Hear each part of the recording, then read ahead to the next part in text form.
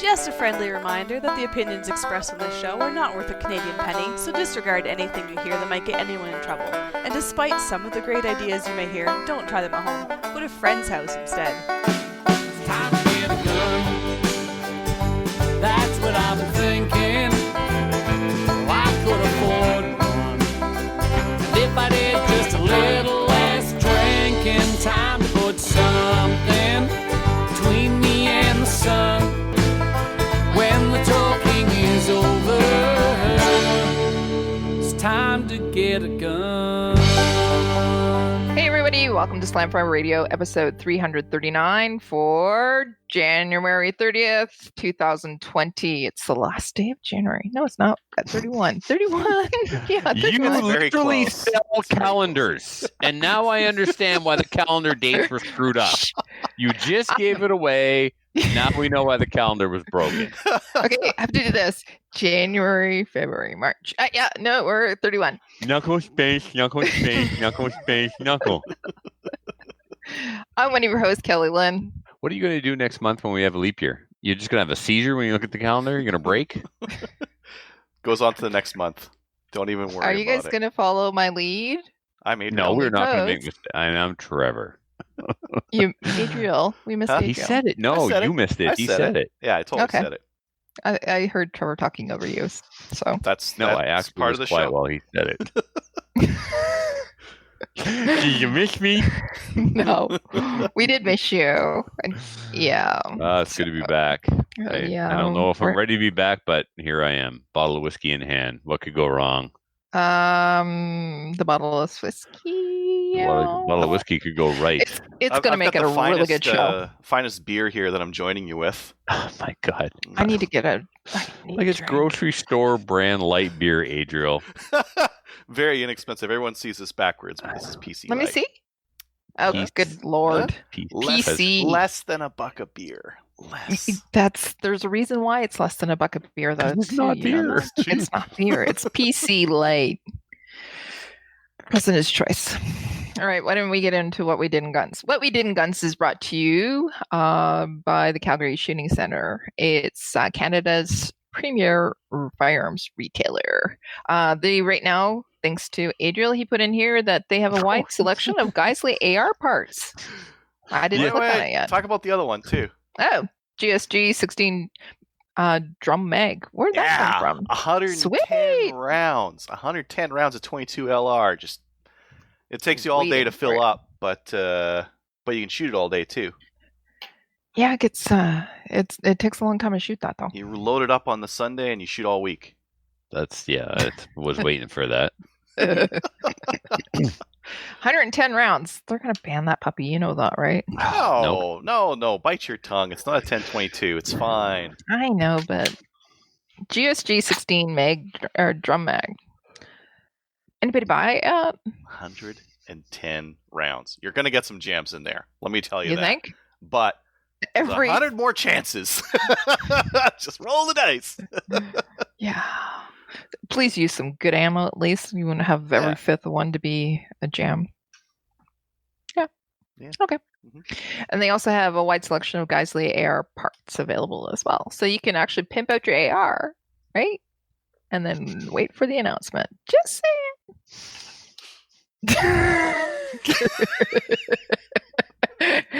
Oh my gosh, I love you guys. All right. Trevor, why don't you tell us what we did in guns this week? Or last week? Or not? How about I just do what I did? Okay. So I got my 26-inch Versamax barrel sold and went to the shop and picked up my 22-inch Versamax barrel for a shotgun I no longer use because I have a mag-fed shotgun. That looks know. really good. Yeah, magazine-fed shotguns are the shotguns of the poors, but regardless, I decided to put that barrel on. And you're right, Adriel, it looks really good. It fits perfectly. Mhm. So I basically created a Versamax Tactical by using a Versamax turkey barrel. It's the exact same shape profile as my 26-inch barrel, only it's in 22. And as you can see now, it doesn't stick out past the magazine extension a whole bunch. So really cool. Happy with that. Maybe I'll even get to shoot it someday. Who knows? What else? So I wasn't on the show the last 2 weeks. The first week, Yeah. I had a man cold and I didn't make it. The following week, my father had a man pneumonia, which unfortunately killed him. So, Yeah, we're sorry. yeah, thank you. Last week, he literally passed away last Thursday night. And then today was the funeral. So that's why I was sick, and then my dad was sick. But I needed to get back in the swing of things. So here I am tonight. Ready or not, here I come. So, but why do I bring that up? The next day, I needed to change the scenery, so I went to see the boys in Fredericton, and it was awesome. Yeah. Yeah, I got to Filthy's cheer you up. place. Oh, I mean, how can you not be cheery when you're around Filthy and Ben and Pospolita and Marcel and Gallon came to town and Larry and oh my God, I was just surrounded by your yeah, guys, your boys. man, yeah, the boys. They The took Losers me in. Club, but they're really not. They're No, we changed that fantastic. to the Cowboys from Hell, and then it was changed to the Furlot Bunch, and everybody has a Furlot really? nickname now, like the Brady Bunch with the Furlot Bunch. It'll change again. Right? good Currently it's the Furlot Bunch. It's hilarious. Okay. So I get to Filthy's. Dad passed Thursday night. Friday morning, I was like, we're out. So actually, it's not true. Christina had to finish working. She was coming along too. So we left at the end of the day, went to Filthy's. So at midnight, he looks at me and goes, holy crap, it's midnight. How did that happen? I'm like, well, dude, I only walked in the door at 8 o'clock. So we went till 3:45 in the morning. Good times. His squire came over and hung out, which was awesome. The next morning we got up and we went to a range in New Brunswick I had never been to before called Lake George, and I absolutely loved it. It was a fantastic little range. Have you been, Kelly, or just heard about it? Because you were aware of its existence. Oh, I'm aware of its existence. I actually plotted it out on a map. I look at a map this time, Adriel, right? Because I want to know where I'm going. Yeah. Anyways, I did take a look at it because I got contacted. It was a yes or no question. Have you been there before? Listen, I'm talking. It's a dialogue. Shush. No, I've not been there. Okay, I got good. contacted. So they want me to come there. It's not your segment. It's my segment. You've never been there. You always interrupt me. Yeah, and I'm doing it right now, and I'm rocking at it. So it's an awesome range. It's possibly refers to as a gentleman's range. Not everybody can be a member. Like Adriel, you probably wouldn't get in. I'm sorry, but it's just what's the criteria? I'm that famous. What do you mean? The criteria is don't be like me. It helps if you know people. It helps if you've got a good reputation. But there is a wait list, and I'm under the impression not everybody who's on the list gets in. So you could be on the list a long time. If you keep getting passed over, you should probably take the hint. How is it for rapid fire and holster use and steel core and? It's a gentleman's club. It's a gentleman's club, Adriel. But I mean, can I get in there as a woman? Mm-mm. You better identify as a gentleman. Yeah. I'm not going to identify as a gentleman, but I'm going to. You can do that. I know people. Maybe I can get in. It's a contest. Let's see who gets in first. Okay. All right. Hi. So the only thing, Adriel, that we were unsure of is it appears you can only shoot pistol at 25. It appears. We may be wrong. I don't know if you can bring a target closer or if everything's got to be completely stuck on the backstop at all times. But they've got a common firing line, right? So common firing line, 25 meter backstop, 50 meter backstop, 100 meter backstop. Anyway, I went there to test some firearms and sight some stuff in. Filthy's red dot is now mounted directly to his slide, so we sighted that in. I wanted to check the zero on my Production Optics pistol. I want to test my new pistol. I want to test the new 22 that I bought. So we got all that done. So you brought everything? No, I brought 2 long guns and 2 pistols. Okay. The next day, went to a steel match at Larry and Joe's range in Thompson Corner. Only 4 stages, so if you shoot the same match twice, it's a typically a full steel challenge is 8 stages. So we just shot 4 stages twice in 2 different divisions. So some guys shot rimfire, then switched to pistol.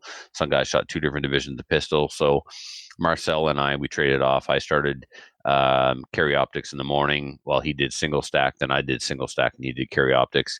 Man, I couldn't find a rhythm in carry optics, and single stack. My total time was 6 minutes faster with iron sights than it was with Production Optics. Larry wanted to beat me so bad. It was hilarious. And he was getting after it too, but he completely flubbed one stage and took a 30-second on it. And that just, And it was still close. He was out shooting me. He should have won. I got him because his gun malfunctioned. That's the only reason why I got him. So in single stack, then I had a detrimental malfunction. Like the brass was stuck. It was my practice ammo. Yeah. Whatever didn't case gauge went into the 1911 pile because typically my 1911 will eat anything. This piece of brass was stuck in the chamber so bad we had to use a squib rod to get it out. Thank you, Mark Manderson, for that. So I won carry optics and I won single stack. All the top scores went to the rifle shooters. Gallon was there, God love him, and then the boys. I had to leave because we had to go to Faulkner's and pick up clay pigeons for my gun club. So it was like shoot our 2 rounds, go scoop up the wife, run to McAdam to pick up the clays, and it was freezing rain, and we were leaving one freezing rainstorm, driving into another. So we're trying to get out of there. So I'm trying to leave, and they're like, "Don't leave." Yeah. Oh, okay, what's going on? So Gallon and a couple other guys. I don't want to leave anybody out, so I'm just going to say Gallon because Gallon. The Furlock crew. Yeah, the Furlock bunch. Yeah. Anyway, Gallon said a whole bunch of kind words, almost brought me to tears, and they presented me with this cheer up bottle of scotch, which I am using tonight to cheer up. So thank you guys for much love and support. I really appreciate it. But more than that, I appreciate free liquor. Good free liquor too. Mm-hmm. Fancy stuff. Oh, it's quite possible the captain was consulted on what they should buy me, and thank you, Captain Andy. He's a smart man. He is a smart man. So then I went on a buying spree. Since I've been gone, I was gone 2 shows. Mm-hmm. Yeah, two shows, and I got 1, 2, 3, 4 new guns. So where do we start? Let's start with, I don't know if there's an order here, but I bet that most gun owners own like an average of 4 guns. Like that's like a good person's average, like total number. And yeah, for sure, you, it's like shotgun. 2 weeks worth is like, yeah, just 4. Yeah. You should talk. You go. I know I can't talk about this. Yeah. When they were talking about the Virginia cooling off period of like, well, you can only buy 1 pistol a month. It's like, oh, I thought back to like buying a 5-pack and getting a call from the CFO where they're like, why'd you buy all these hit pistols? I'm like, they're a good deal. I'm like, that's not an approved reason to have a handgun in Canada. You have to buy them for target shooting. I go, okay, they're for target shooting then. Yeah. Not because they're a fantastic deal. Yeah, fantastic deal for target shooting. Yeah. This one is awesome, and this is original condition, and if you refinish guns, you know what to look for.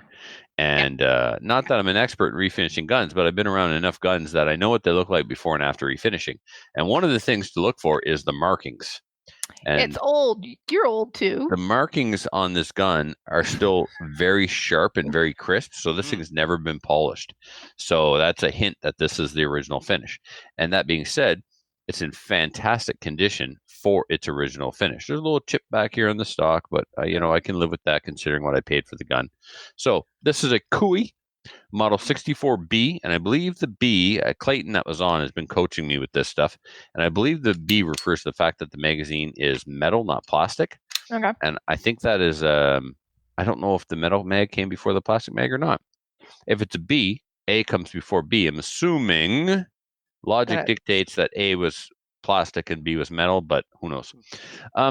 So yeah, it's a Cooey 64B, and it's straight up Cooey. This is not a Cooey Winchester. It's Cooey Model 64B, semi-automatic 22. It came with a Bushnell 4-power 22 scope. The person I who love that scope on there. That's so classy. It's such a match, right? It's the right era. It's the right scope for this gun. It's just probably absolutely horrible fantastic to use. Well, I mean, either it has cataracts or I have cataracts. One of us has cataracts because it's as cloudy as a St. John day. It's as cloudy as a St. John day in July. Like it's just gross.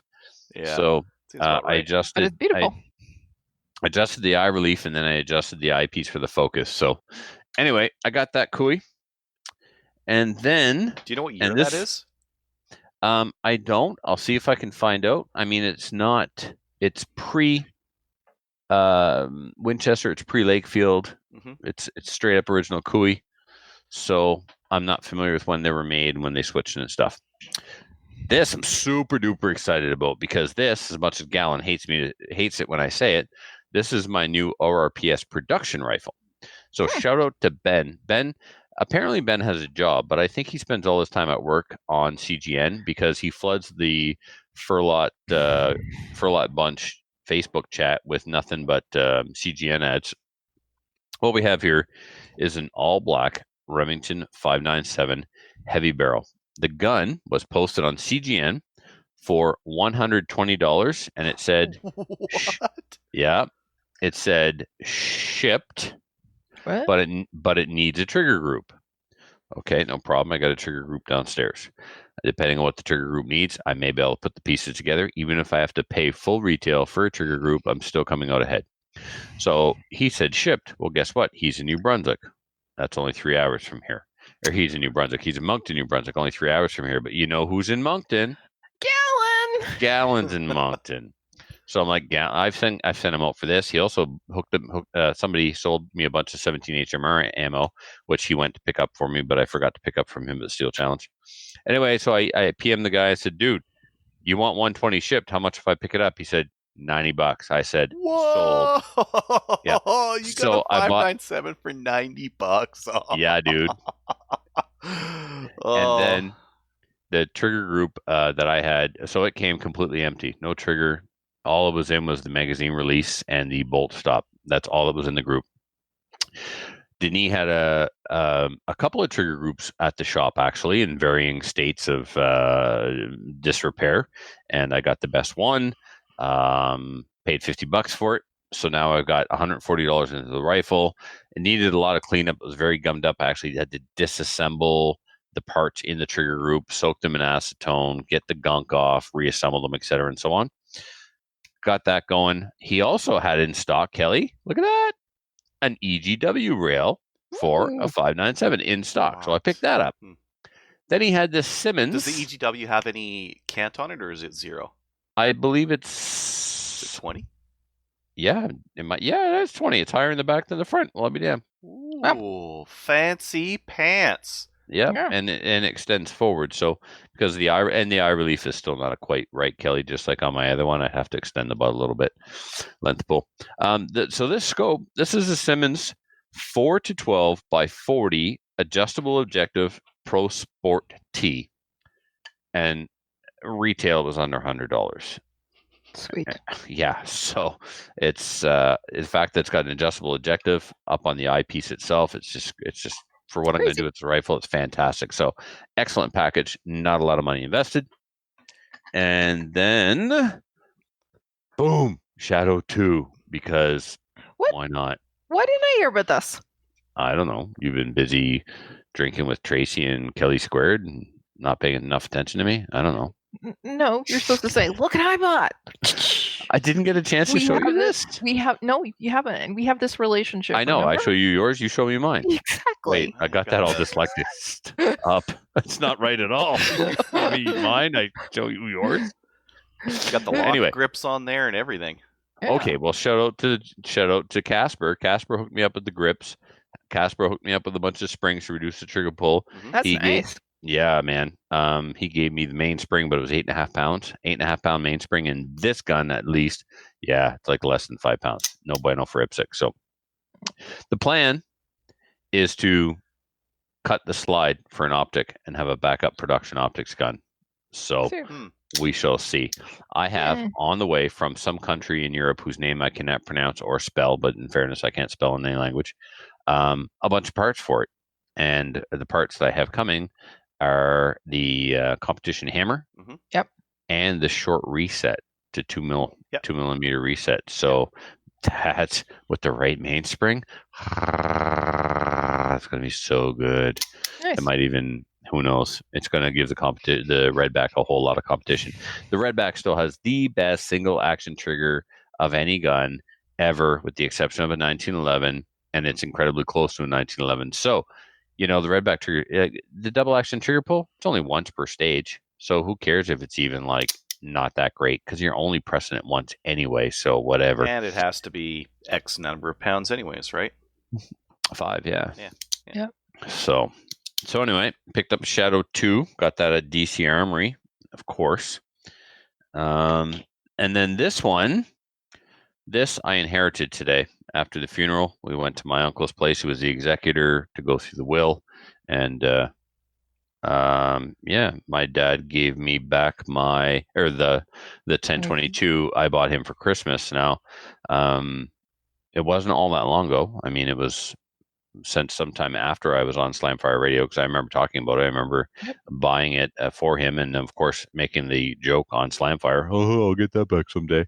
Well, I'm an asshole, and today's the day I get it back. So this will remain unmolested in its original configuration, the way he ran it. It'll be a family heirloom, and I'll keep this one forever. So, yep. So that's how I ended up with 4 guns since I was gone. Yep. And did I do anything else? Seems like average though. Like normally about 4, like 2 guns a week, somewhere around. 2 guns there. a week has been lately these days. Yeah. And I mean, I know what I'm buying next, and then after that, and so on. Oh, and So what are you buying next? Well, I'm always on the lookout for a Apache Black nylon 66. Right, I need that. Mm-hmm. That's like it. Like that's probably the number one I need next. But Joe Goose has a Kui 75 for me. We just got to negotiate on price. And at the shop is my 686 I'd like to get back, and my in my gun room I've got a lever action section going on, so I definitely am I need to get back my Savage Model 99, which I would have back by now, but I went and ordered that stupid barrel without knowing how much it would cost. Mm-hmm. And that set me back on the 597 on the Savage Model 99. So Savage Model 99, my 686, and another nylon 66 to round out the 3 colors in the collection. So, yep. All right, cool. That's what I've been up to. Adriel, what about you? Not much for shooting and stuff. I went to a 3-gun meeting, just helping the guys like set up some stuff for the season. Went to a gun club meeting, and I learned Chaz is going to have IPSC in 2020. We're going to have a 2-day match. Yep. Which is good. So hopefully that turns into more IPSC matches, because IPSC's fun, and I really like the amount you have to pack to go to an IPSC match. A duffel bag. Like my 3-gun, it's like, no, it's a big gun case. It's an ammo can full of like the variety of different ammo. It's a bin of other stuff. You really do need a cart for it to cart it around, whereas IPSC's a duffel bag, and it's just fine like that. It's very convenient, very quick to pack up. I was just looking at some fantastic price 22 ammo that I'm probably going to pick up. And I'll talk Where's this about magdump.ca. They've got CCI SV for under 7 cents a round, which is Serious? That is the good. best pricing on CCI standard velocity I've seen, and that stuff works great. How much? That's good. Everything. Yeah. Much? Less than 7 cents a round. Oh, And they're selling 500 round packs of it. So yeah, I think I'm gonna get like 1,000 or 2,000 of that stuff. And then I was watching. There's this guy in Chilliwack who has like a whole bunch of security cameras around his house, and he does like a big compendium every year. And I was watching that video a couple of days ago, and I was thinking, this is who is like committing crime, not the guy, like all the people on the street and that kind of thing.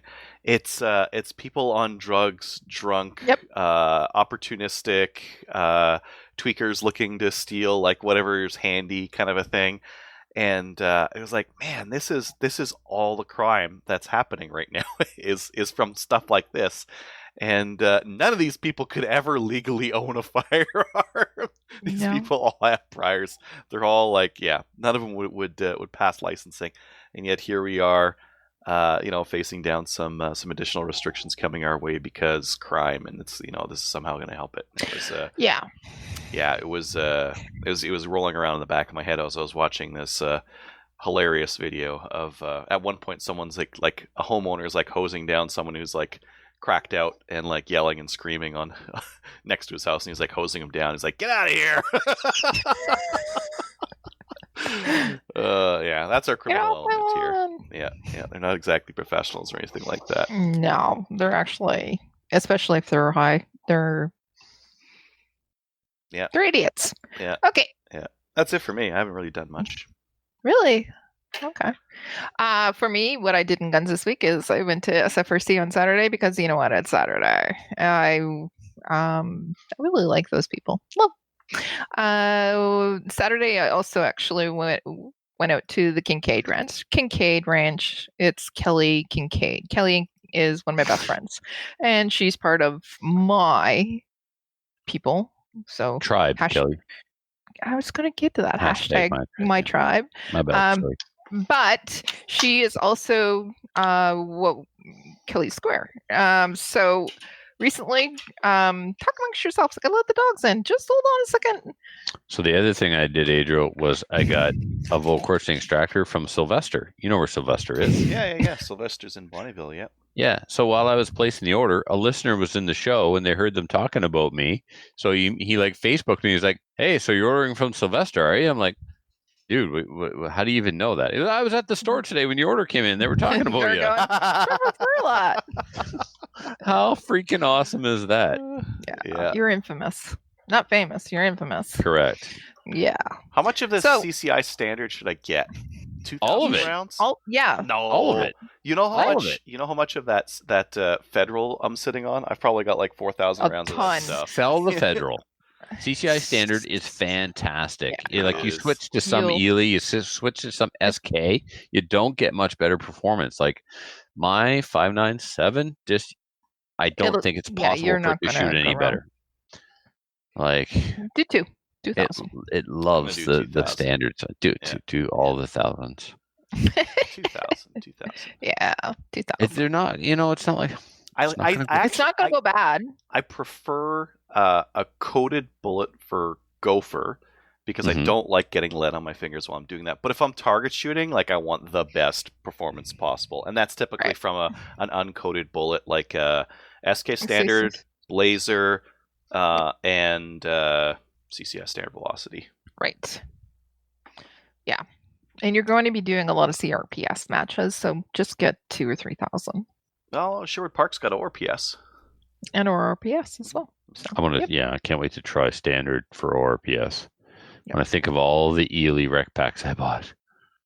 Mhm. Okay. Going back to the Kincaid Ranch. So I bought t-shirts for everybody and we wore them on Saturday night. Everybody being Tracy and Kelly. So Kelly Kincaid and Tracy Wilson, we all converged onto the Kincaid Ranch. So Colin was there, Greg was there, Kyle was there, and us. And we put on these shirts, and the shirts say, mine says Kelly Who Cares, and on the back of it says Kelly Squared. And Kelly Kincaid has hers as well. And on the back says, there's pictures on the internet. I'm Anyways, getting a shirt that says "Who cares, Kelly?" shut up. Yeah, so we got together. It's always great. I had a really rough week last week, and I'm still having a rough week this week. So I'm actually into the moonshine. Cry now, me a so river, thank man. you. I know. Every Seriously. contest. You win. Everything. I'm not even You done win. telling you guys all the stuff. Wait. We're getting to that. But that said, told the ladies that we were going to make some really good food. We generally get together 2-3 times a year and just go out to Kelly's place because 1, she has a range at her place, and 2, we can get just stupid crazy and have some good laughs. So we did have some good laughs. We took some pictures and posted them. Some of them, not all of them. We made some homemade schnitzel and spätzle, Jäger schnitzel, because German. That's where I'm from. So we made that, and it was fantastic. We stayed up until late in the night, and then in the morning we got up, and then we went out and shot. We shot guns because Kelly has her own range. Shot a lot. We shot 22s mostly, or some of them. Anyways, at 50 meters. Colin brought some steel, and Sweet. means that we just didn't have to go and reset anything. It was Exactly. really, really a lot of fun. Colin also brought his ATRS, the CCFR Modern Sporter. So we shot that, and Greg brought his ATRS. It's like ATRS all over the Modern Varminter. So shot that, and Colin actually shot out the bolts on the steel. So we shot until it actually broke, is what I'm saying.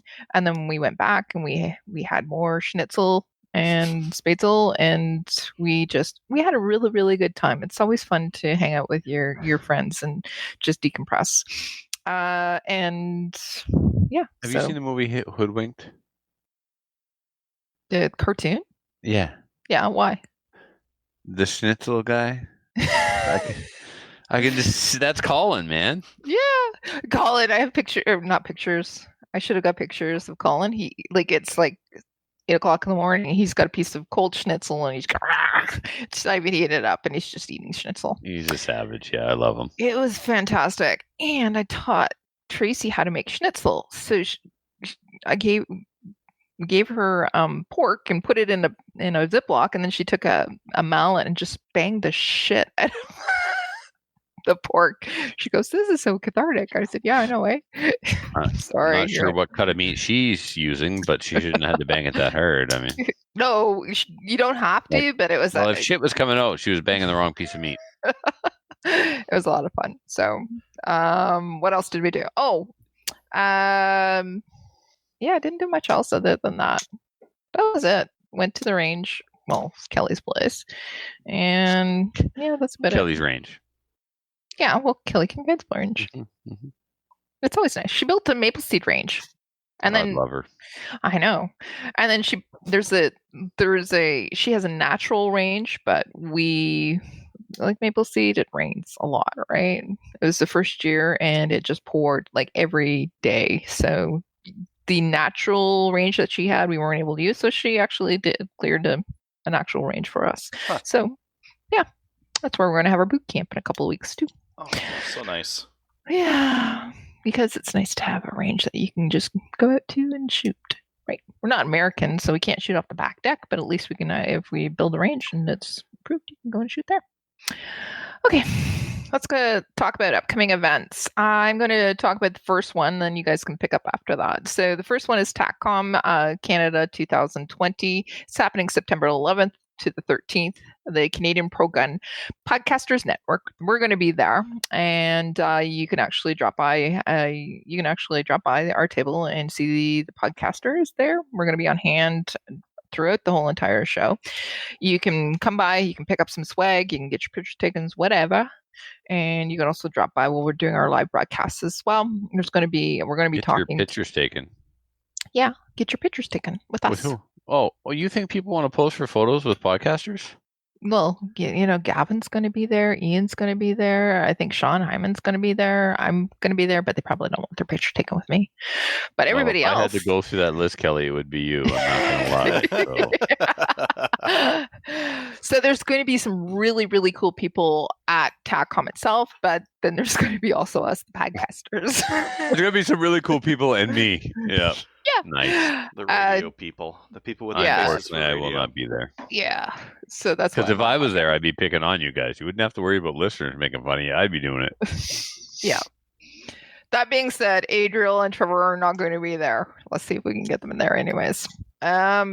So drop by the booth while we do our live broadcast. We're going to be talking to event organizers, Fred Pellegrino. And we're also going to have some guest speakers on. And then we're going to also talk about all the cool stuff that the vendors have as well. Right now, just to let you know that I just posted it on our Facebook page and I shared it in a couple other groups as well. You can get early bird tickets. They just actually went on sale. There's a link there that you can click on. It's specific to us. If you click on that link, please actually click on that link and not just going to the website. And the reason is because we're raising some money. So we have to figure out what that money is going to go towards. But if you click on the link and you buy your ticket, type in early bird 15 off. And what that's going to do is going to give you 15% off your ticket, basically. So that discount is valid until March 31st. And then after that, the prices will go upward to regular prices. So we're going to have the link in the show notes as well. And we'll post that everywhere too. But share the crap out of it if you can. Okay. Why don't we talk about Trevor, why don't you take over the next couple of things as well? Do you want to talk about the 10th annual, or do you want to go on to? No, I got it. Okay. So the 10th annual Podcast Network charity shoot, it will be at the Rescuers Gun Club on the 4th of July, which is a Saturday. Registration and payment will soon be through PractiScore. Cost is $25. The event will be a mini steel challenge. What that means is 4 of the official USPSA Steel Challenge stages. You can use a 22 pistol, a 22 rifle, PCC, or handgun. Then there's a half round of trap. And while all of that is going on, we will have one bay open for just plinking at your heart's content with 22s or pistols on steel targets. It'll be a common firing line. You won't have to go down range to reset any of the steel. It'll all be reset from the firing line. Or just be good old-fashioned static. So that'll run all day to give people an opportunity to do something And a break while they're waiting for the events in the back to finish up. Smoke on the Water will, of course, be there. We may have some other vendors or sponsors on site. The details of that will be coming out. I'm going to order brisket just for me because I didn't get any last time. You better call ahead. Yep. Also, we will have the benefactor of the charity, or the not the organizer of the charity, but the charity is the Rodney Harkwell Memorial Fund, and it is a fund that goes to provide financial support to children in Rescuers County who need to travel out of this region to receive healthcare and medical support, whatnot, tests, treatments, etc., outside of this region. So the fund goes to help pay for that. It's named after Rodney Harkwell. It started off as a 3-on-3 hockey tournament, and the money would go into the fund, but it has since turned into quite an organization. Awesome. And so we're really excited and proud to be contributing to that. And we will have Rodney's mother on the show to discuss Rodney and the charity and how it's grown over the years. So stay tuned to Slamfire for more details on that. Okay. We did have a quick question about that. Yes. People are asking when registration PractiScore will come up. So can we it'll come up when it comes up. Awesome. All right. It'll happen when it happens. I'm not putting a date or a time on it. There's a lot going on right now. I know. The sooner we get it going, the better. The event is not until July, so my suggestion to you would be to slow down. Just hold on a minute. And the other thing to think about is that it's not like you're reserving a spot that no one else can, like, Correct. that you can't get when you just show up. Right. Not going to sell out. Pre-registration is required, but it's not going to sell out. Don't you worry. Pre-registration just makes our lives as match directors and organizers easier. It helps with the catering for the barbecue, all that stuff. But don't worry, you will get a spot. Feel free to book your room. If you're worried about anything, you're worried about accommodation, get your Airbnb now. And yes, get an Airbnb, because you can get an entire house for the same price as a cheap hotel room. There's some really good ones in Dalhousie. Just let me know. Yep, and they're affordable. But if you want to be near the party, you want to stay in Camelton. Just saying. And also just saying, my house is not wheelchair accessible. Okay. Next, Support Officer Frank fundraiser. Yeah. So the GoFundMe has reached its goal, but that doesn't mean we still don't need to keep going. Look, I'll put it in perspective for you. Our goal was $20,000. Frank's first trip to Toronto was $4,000. Okay, so $20,000 is a drop in the bucket. We want to keep the fundraiser open for a while longer to try and raise more funds, because he will be traveling to Toronto. He will be receiving his treatments in Toronto. This is all official. I can now give you all an update on the status of his cancer, the status of his treatment, and so. Yeah, because I haven't been on for a while, and he's gotten some news, and he's gotten some good news, but he's not out of the woods yet. No. So, in Moncton, he received very dire news. In Moncton, they told him that he had stage 4 lung cancer. So, a quick lesson for those that don't understand what that means. Stage 4 means it has spread from its original location. You know it's lung cancer because whatever area the type of cancer is determined by the area in which they perform the biopsy. It will have cells of the original location in the biopsy. For example, or let me explain. In Frank's case, they performed the biopsy on the tumor in his neck. The tumor in his neck contained his lung cells. So that tells the doctors that the cancer originated in his lungs. Okay. So in Moncton, it was determined that he had stage 4 lung cancer. Yep. It was also determined that he had an incredibly rare sarcoma in his neck. Now, the way to treat a sarcoma is you perform an operation and you cut it out. It's not one of those cancers you cure with radiation. It's not one of those cancers you cure with chemotherapy.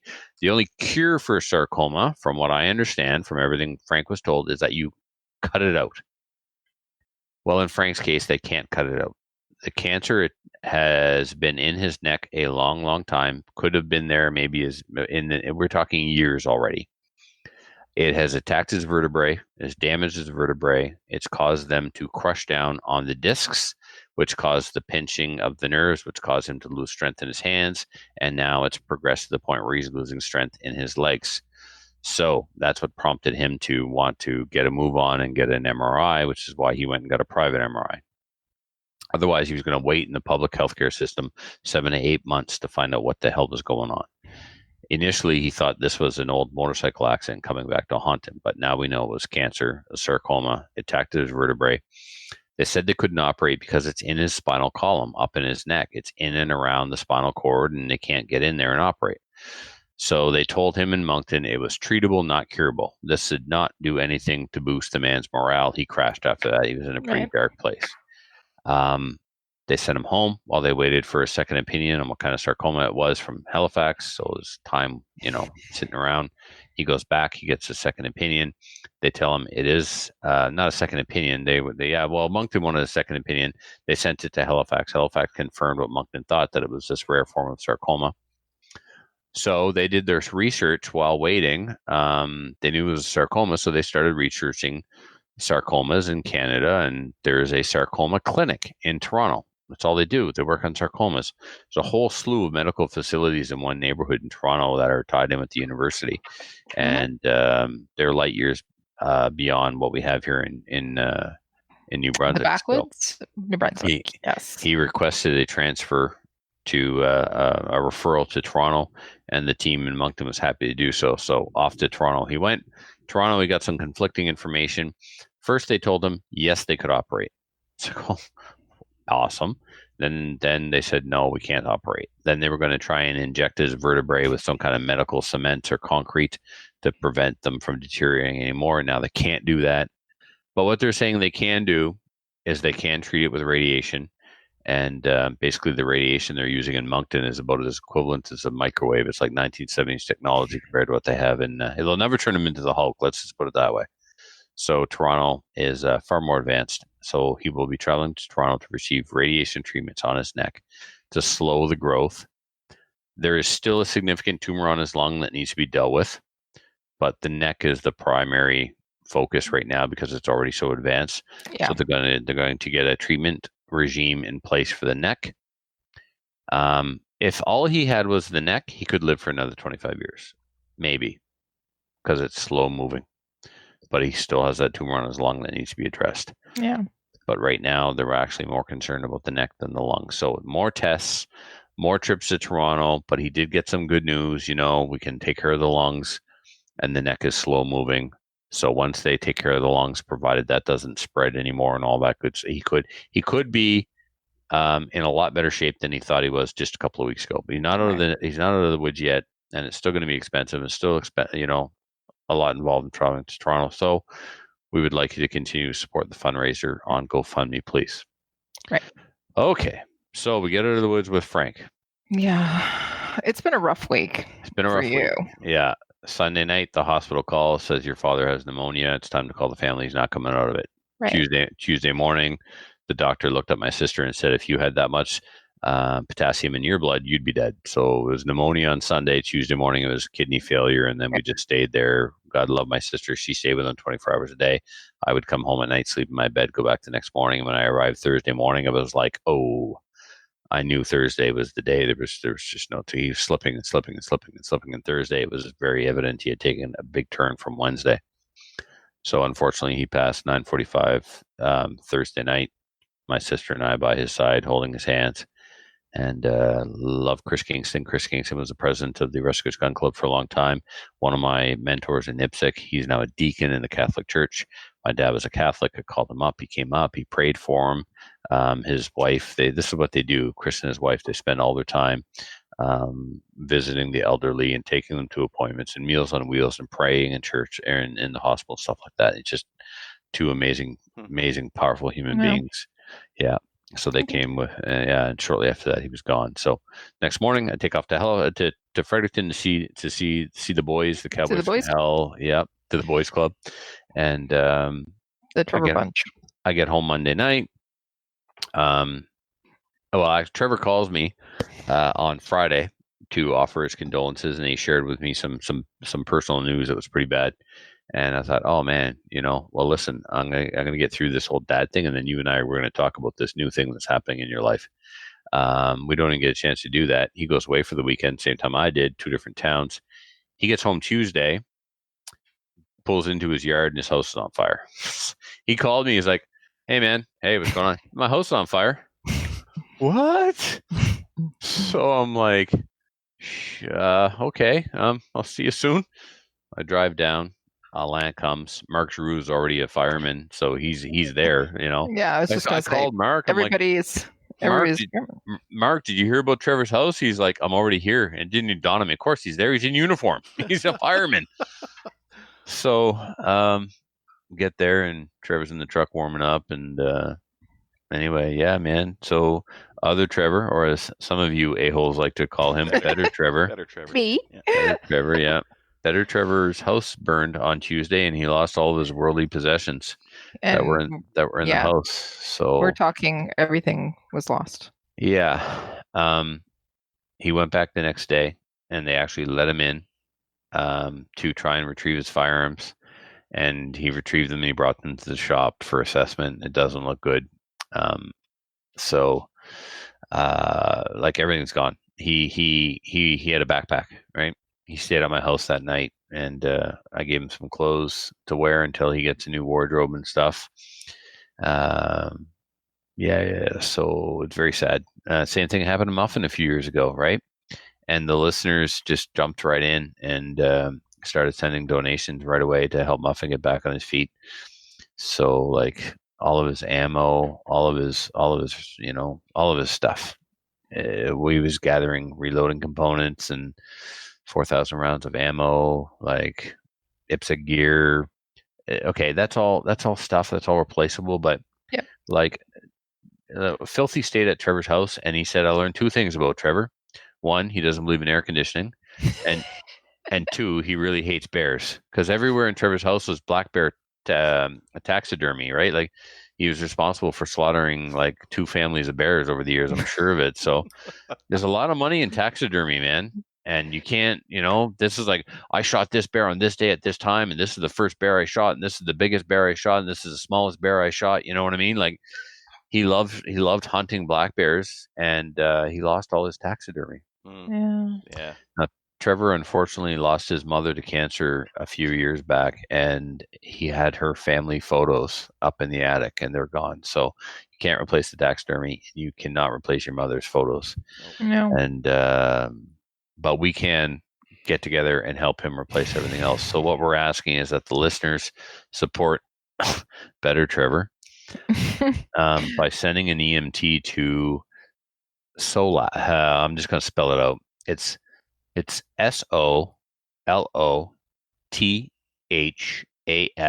@hotmail.com, and we will put that in the show notes, and we will put that on Facebook. We have his blessing to do this. So Trevor is my right hand man at the Rescue Gun Club. Yep. He works there when I can't make it. He doesn't just show up and follow me around. He knows what to do. Not just with IPSC stuff. He does an amazing job of taking care of the Rescue Gun Club, and he lets Maple Cedars in early, and he helps us set up. He's fantastic. He Trevor, really is a better Trevor sometimes. Just kidding. Well, look, he means so much to me personally. Like I know. with the things that he's done to help make my life easier at the Rescuers Gun Club.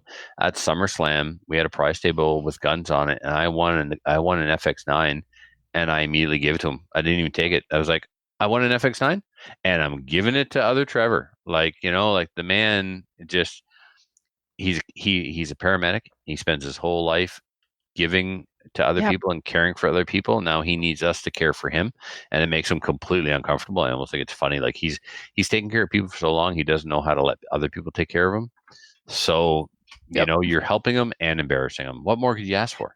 It's awesome. Yeah, it's totally awesome. So, please send an EMT over there directly to him. Where last time we took the money and when we gave it to the guy, and it's just fire him off an EMT, just some walking around money, let him get a pair of Nikes or something, some winter boots. And so he does have insurance, but that's going to be a bit before he can get that all organized as well. So he just needs a little bit. Mm-hmm. Absolutely. Yeah. So, the gun community, like no other community, is awesome for getting each other's back and helping each other. So, I look upon it as a personal favor, and I don't forget anyone who does me a favor. Like, please donate, help Trevor out. Yep. Okay. All right. So everybody is now going to all unfriend you. You do know that, right? That's fine. They can't find me anyway. I changed my name. Yeah. Can't unfriend who you can't find. And actually, it's not true. I've been unfriended for changing my name. And then people were like, oh, it's you. I added you. Yeah, got it. Yes. Or he unfriends us, and then I don't add him for a little while, make him sweat. Okay. Yeah, you sure did.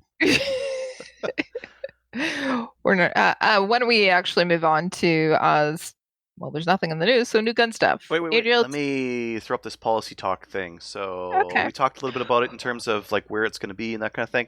I'm just going to throw up the Eventbrite on the screen for everyone. So if you're in Toronto and you want to go take a look at this happening, that's how you guys say it, right? Toronto? No. Toronto? No, that's how people from away say it. Okay. Toronto. From away? Is that from people outside the center of the universe? That is correct. Okay, yeah. It's T-Dot for you, for us that are T-Dot. T-Dot, okay. Yeah. If you're from T-Dot, want to go check out the policy talk. Thanks, Posby. Head on down to Toronto, and it'll be somewhere in Toronto. I'm not sure where. It is, Queen's Park. It's going to be Queen's Park. It's near Queen's Park. Hart House in Queen's Park. That's somewhere in Toronto. So policy talk, go if you can. They're going to be talking about some real solutions with people who are involved in this, not people who are in government that are making decisions for us, but people who actually are right there in Toronto trying to figure out how to make some changes. So I think it has something to do with how you hold the gun, like whether it's like this or like this. I don't know. I've seen experts saying that. Right. Mm-hmm. Okay. New gun stuff. So we talked about SHOT Show last week, and there was a couple of new guns, and one of them was the Savage Renegade. Yeah, and Renegade. Say it again. Renegade. Not Renegade. It's Renegade. None of us have said Renegade once. I did. We've always said Renegade. Yeah, and all right. Why is it called Renegade? It's a shotgun. Shotgun gauge, and it's a Renegade. Oh, that's so stupid. Oh, I hate it. I love you. Anyways. Why Renegade? Renegade. Oh my God. Sorry, Adriel. It's too expensive. It's way too expensive. It's a semi-auto shotgun. It's brand new. It's coming from a company that does not make semi-auto shotguns, and it's $1,680. And it has a stupid name that Kelly can't pronounce. I can pronounce it. I'm just driving me crazy. Too clever. Too clever for some of us. Renegade. Is it supposed to be some stupid play on words? I see the gauge. Instead of renegade, it's renegade. I get it. It's just not funny or all that clever. But we really liked it because you can switch out the cheek. Yeah, okay, you can switch out the combs are adjustable. Sure. Yeah, and the back there. It's also the heaviest semi-auto shotgun that you can buy. a 3-inch chamber that it's 7.9 pounds. How did they make it so heavy? All the I went through Cabela's. Wait I at looked the at stock. all the other semi-auto shotguns. This is the heaviest one. You're doing a disservice by telling the community about this. Someone might buy it and then blame us. I really liked it. Of course you did, Kelly. Of course you I did. think the price is too high. I think that give them a little while, they'll drop the price on it, and then it'll be the price it should be. But like at Right. 1680, What do you for like, the Kelly? The heaviest fact that semi? it's overpriced, ugly I didn't as know the sin, price last week. or has a 3-inch chamber where everything else is 3.5. I didn't know that it would the price on it last week. I like the fact that it I has an didn't know it adjustable either. cheek weld, Mhm. right? So the combs are adjustable. and Right. the And it's shims at pretty the back. heavy, so that it Oh wait, exactly. now hold on. Are the combs adjustable, or can you swap them out? And are they Comes all? with And three. does It thank comes you. with 3 heights of cheek rest, which is kind of Okay. cool. That's kind Yes. of cool. The shims at the back, kind of cool. The Yep. fact it's Yeah. a semi-auto 3-inch shotgun. We got a couple of All those they out had there. to do, to make this decent was make it 3.5 and $1,200. $1,200 is where I think it needs to be. 12 to 1,400, somewhere in there. It'll It'll drop down there, I think. it'll It drop absolutely because will they drop won't down. sell any. You're right, Kelly. I didn't know what the price was last week. Now that I Yeah, know we it's didn't. $1,700, right? Yeah, it would be Yep. very soft shooting. 8-pound Do that again. shotgun. It's Kelly's disgruntled face.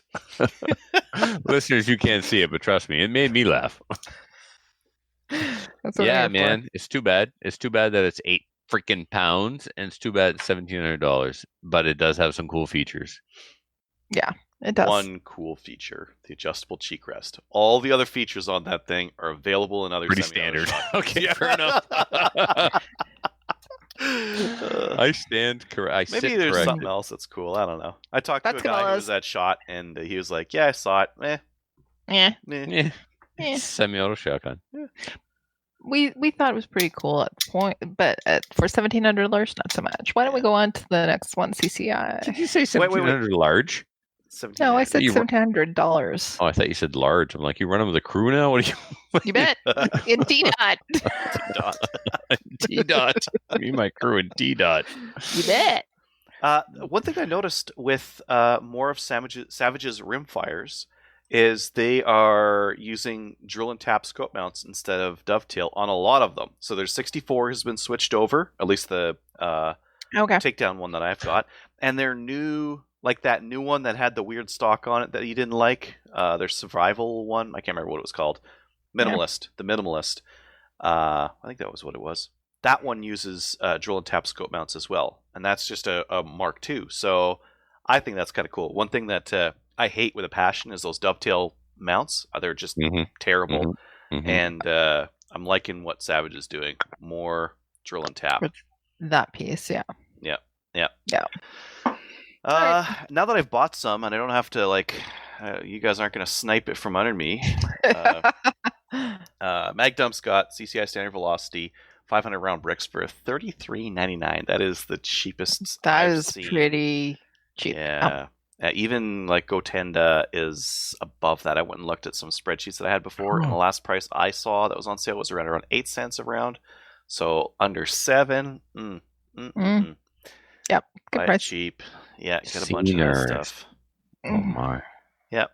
The next part, and this was, I believe this was Korth that announced this. Yeah, so Ruger got this new PCC 4-end. It's a free float thing, and they are now making Canadian compliant barrels for them as well that work with that free float 4-end.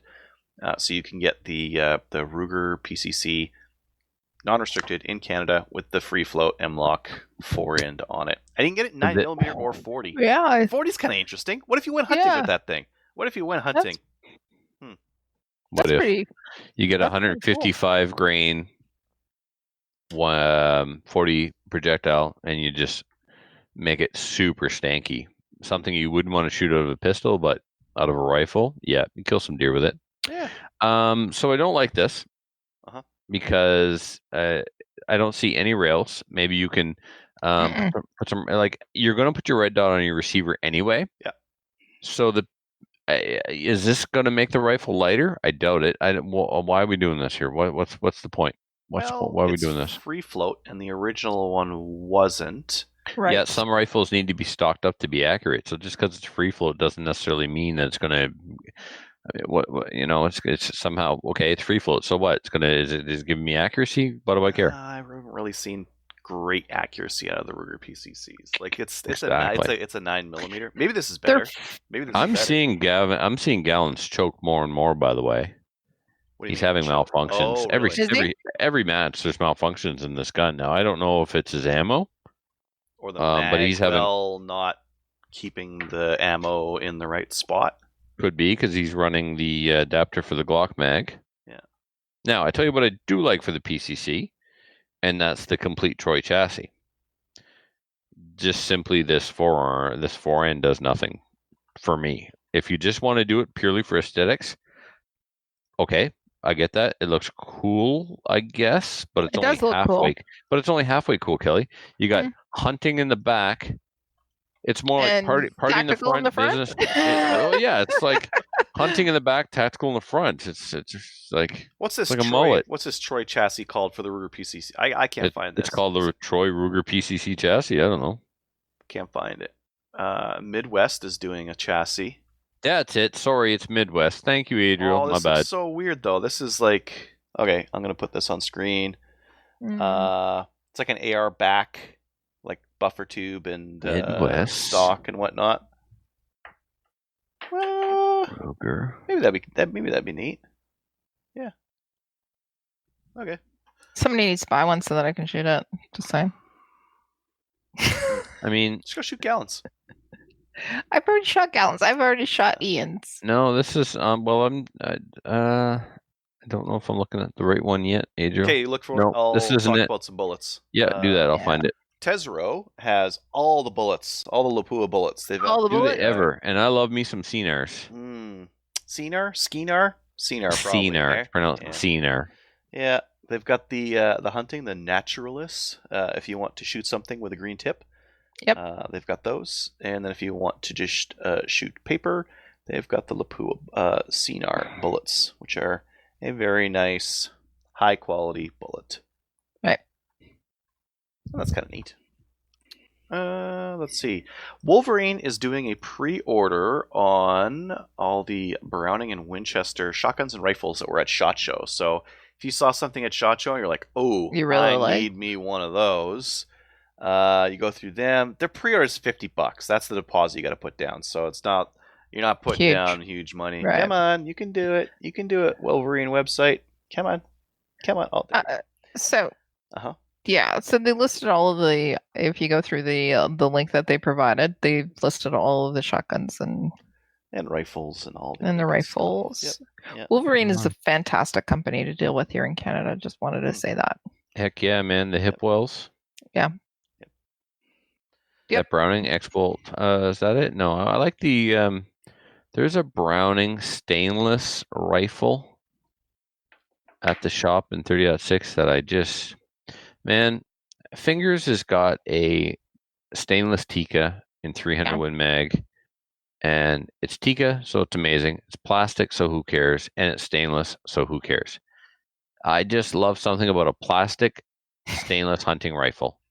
It's plastic. It can get scratched and not look bad. You put a gouge in a piece of walnut, it makes you want to cry. Even if you hate wood as much as I do, it's like it should be looking pristine, right? Stainless, not going to rust. Mm-hmm. So I something really appealing to me about a synthetic stock stainless hunting rifle. Stay with me, synthetic. That's what I said. Ecotech Synthetic. lanyard. Synthetic.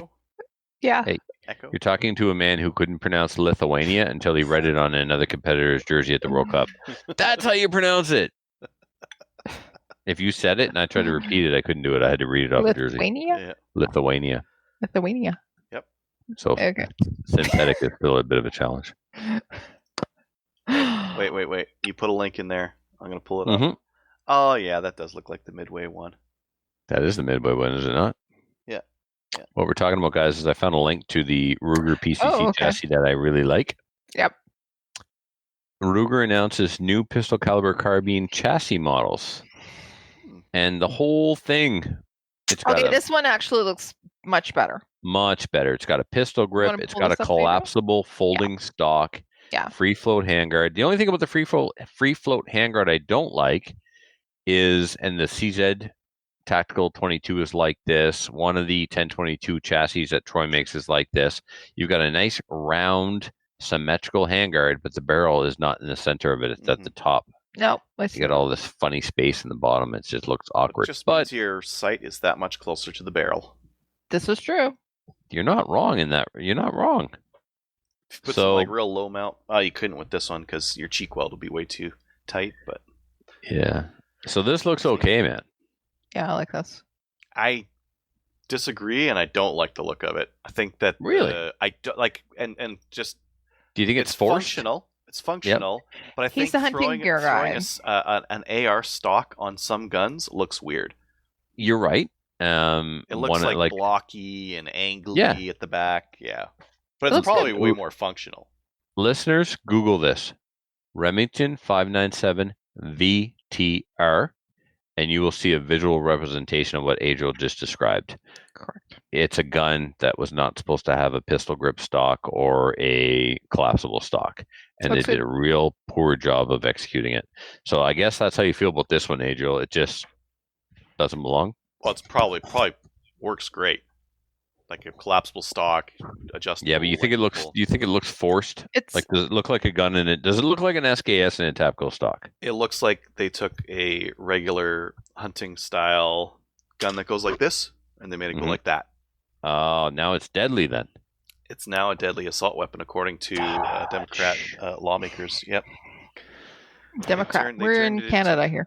Well, that's for that Virginia. He's YouTube talking video about that I'm talking person. about. Thing, yeah. Sorry, I'll keep Canadian.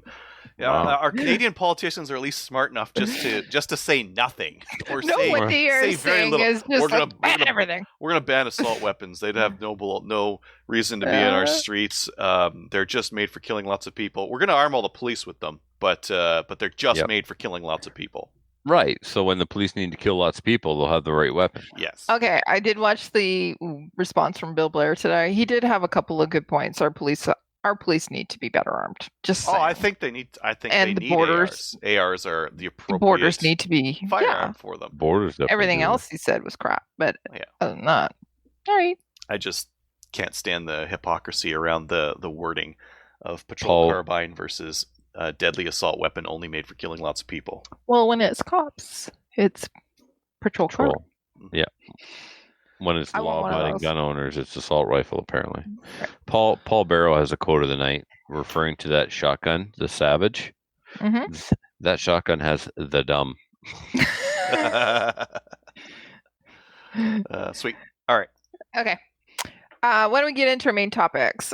Our main topic is actually what we did in 2019. We didn't cover this at the end of we're all here together. January. So, yeah, you haven't been here for a couple of weeks. So, I think Let's talk we about- talked a little bit about like what our goals were for next year. I don't think we talked about I think like a that was- review. no, we didn't do a review. We did say that we did a heck of a lot in guns, but we didn't actually talk about it. And that's going to be our main topic, what we did in 2019 and 2020. What are our plans? So, Trevor, you're up first. Why don't you tell us about how 2019 went for you? It was amazing. I got to meet a whole bunch of new people, got to go to a whole bunch of new ranges. It was Yep. probably my most prosperous year to date since being involved in the firearms community. 35 different events, and that was not only shooting events, but also teaching. I taught some classes, both officials classes and shooting classes. Just a fantastic year. I accumulated over 50 IPSC points. Points? So yeah, you go to a level 1, you get 1 point, level 2, 2 points, and so on. So in one season, I was able to accumulate over 50 points. Back in the day, if you wanted to become a range master, you needed a total of 50 points. Well, I got over 50 points in one season this year, so it's just amazing. So the highlights for 2019 for me was I became a range master. Yep. I finally completed all the Right. requirements to become an IPSC range master. So that was an accomplishment that I'm very, very proud of. I also, in the first year becoming a range master, I did my first solo level 3. So I had been co-range master and mentoring under people at other level 3s in the past, but this was the first time where I was and it was my first gig as a range master officially, with my fancy pants shirt and my new credentials in my pocket. My first match was a level 3, and it was the Southern New Brunswick 250. Yep. And I love Ken Harrell and the whole team down in Hampton. He puts on an amazing event, so it was pretty easy for me to do it. I still made a mistake or two, but nothing incredibly detrimental. First time I was nervous at an IPSC match in a long time, believe it or not, because it was. You're in a different role, right? Well, it was the first time I was like, there was no one else above me, no one next to me. You're It was it. all right. So, yeah, I shot 6 level 3 IPSC matches this year, which is Wow. a lot. Some guys don't get to shoot that many matches in a couple of years, level 3s that is. So Can I ask, so you shot 6 level 3s. Where were they? Were they all in New Brunswick? nope. There was 2 in Nova Scotia and 1 in Quebec. So it started off with an indoor level 3 in Nova Scotia, Mhm. then the Hampton 250, SummerSlam, the Nationals, Right. the New Brunswick provincials, the Nova Scotia provincials. I don't know if I got the 250 in there or not, but yeah. So 6 level 3s in 3 provinces. Cool. The charity shoot, of course, was a highlight. The most fantastic time ever Oh man, at it was Drumheller. Yep. Oh, best charity shoot ever. The camaraderie, all of us staying together in an Airbnb was fantastic. we lived together, we ate together, we cooked together, we cleaned together, we drank did. together, we played tours together. Yep. And I mean, like, almost nobody got annoyed with anybody. I mean, yeah, everybody was annoyed with me all the time anyway, so nothing was different there. But like, I didn't get annoyed with anybody, so I guess there's that. The only thing that you were annoyed with was the Don't the talk about the museum. mining. Oh, But what? other than that, it was such a good time. The range was beautiful. The town itself is fantastic, and he just super geeked out when we went to the Royal Tyrrell Museum. Listen, just because I pushed a child doesn't mean I geeked out. No, you actually geeked out, but you did. I said, "Go on up. I'll get your picture." He actually shoved a kid out of the way. It's my dad. That's enough, Junior. Yeah, You're never gonna look good. that's right. And But it then was Kelly, fantastic. I love you, Kelly. Kelly tried to get me into the back where they work on the fossils. She's like, Trevor can do this. Just let him in there. It'll be fine. Excuse It's like, me. no, this is a kid's camp for Saturdays. He's not a kid. It's not Saturday. It doesn't matter. You really should let him in there. I knocked on the door. Oh, I I'm a have big somebody kid. here who would like. yeah, exactly. wants Look, he just pushed a child. Clearly, he's at their level. Let him in. It was fantastic. It was, yeah. Yeah. So, and of course, gopher hunting. I love my Alberta friends. They've made so many dreams come true. Shooting little field rats in the face, so much fun. I don't know if I'm going to be boat there this year though, with the Newfoundland trip. I don't know. I know. I don't know. I'll We got- shoot a couple hundred for you. Shut We- up. I actually got to meet Jeff Reese. I have never met the man before, and I got to meet him. It was a really fun trip. It's a treat. Yep. Some other highlights. I tied my personal best in maple seed this year. Yep. With somebody else's gun. Just the same. Yep. I started shooting ORPS. It's always exciting when you get into a new firearms shooting sport. I shot my very first physical style match, which I'm always like very critical of. Oh, it's supposed to be about the shooting, not about the running, not about He the throwing poo-pooed the about band. that. It's not supposed to be a dummy dragging contest. It's not supposed to be a get in and out of a car contest. It's supposed to be a We shooting had a contest. 15-minute argument between you and Adriel about running 80 meters. Like, Yeah, I It know. wasn't 80 meters. It was like 50 or something. We were talking. And it was a 20-minute argument. it was 80. Yeah, it was long. Yeah. It was long. Yeah. So you Yeah. had your first physical style match, which you loved. I don't know if I love it, but I You won. loved it. Come on. Well, He that loves it helps. because he won. Yeah. I that- loved it because I won. Yeah. You did. No, I mean Joel did a fantastic job, and he learned a lot, and I'm very much looking forward to going back to it next year. I think it'll be a little less physical because you can't. There's just things you can't foresee, right? It's like, oh yeah, what if we do have to have a reshoot? How do we handle that when guys are expected to run 400 meters, right? So anyway, everyone learned. It was awesome. And then I shot in like a few different divisions. I started off in classic, and then I got my PCC. So I spent a large portion of the season in PCC, and then I ended the season with production optics. And then the Calgary Shooting Center sent me my new sponsorship gun, and I spent the end of 2019 in production optics and started 2020 in production optics. So that's been exciting. I taught a CRO course last year and an RO course last year specific to IPSC, but I also became, with Greg Weiss and Sean Hyman, Master Learning Facilitators for the Canadian Coalition for Firearms Rights Range Safety Officer Program. I know you're all chomping at the bit. When are we going to do it? When are we going to start teaching it? It's coming. It's coming. It's coming. Greg is in charge of that project now. I just couldn't get ahead with it, and my schedule was slowing it down. So I've asked Greg, and Greg, of course, graciously is taking over that project. So I'm still in, but Greg is leading the charge on that now. So yeah, it's in very, very good hands. Do that. A lot of people need to do it, so we'll be teaching them soon. Mary Machi is asking me about once a month. When are we doing it? When are we doing it? When are we doing it? So, and then I went out and I taught a fundamentals course on my own, which was a lot of fun. I learned a lot as a solo instructor for a handgun course. I don't think I've ever taught a handgun course without McClatchy. So what did you learn about it? Like, you're doing solo, so what was the learning points? Try and I don't know if I learned. I guess I don't know if learned is the right thing. At the end of the day, Kelly, they wanted to do more running and gunning and focus on other things, but I kind of kept them where they needed to be to work on their accuracy. Okay, so the course, you style it for the not competitors, for the participants. They wanted to do something else, but you knew they weren't ready for it. So it wasn't really a learning point, right? You do the course according to the participants. If it was other participants that were more advanced, then you would have been doing more running and gunning, but they probably weren't. I mean, I hope they're not listening. Oh, some of them definitely are. I after I reflected on it, and of course I debriefed with them, I made some notes for myself. I just don't remember what I wrote down, but there was some, you learn every course, right? So yeah, but you're an experienced instructor, so you knew what level that they were at. Even though they wanted to do other things, then maybe they weren't prepared for it. You're an experienced instructor, so you're going to keep it safe, and you're going to give them what they are able or capable, or so. Yeah, it's like what's the point of focusing on getting in and out of positions if you're not getting your hits while static? Exactly.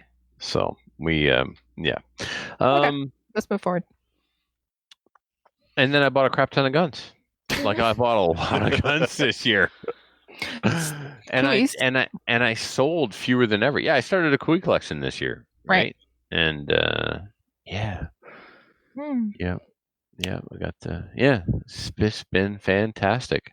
So you're now the official Kui Museum, other than I'm the Northern New Brunswick Kui Museum for sure.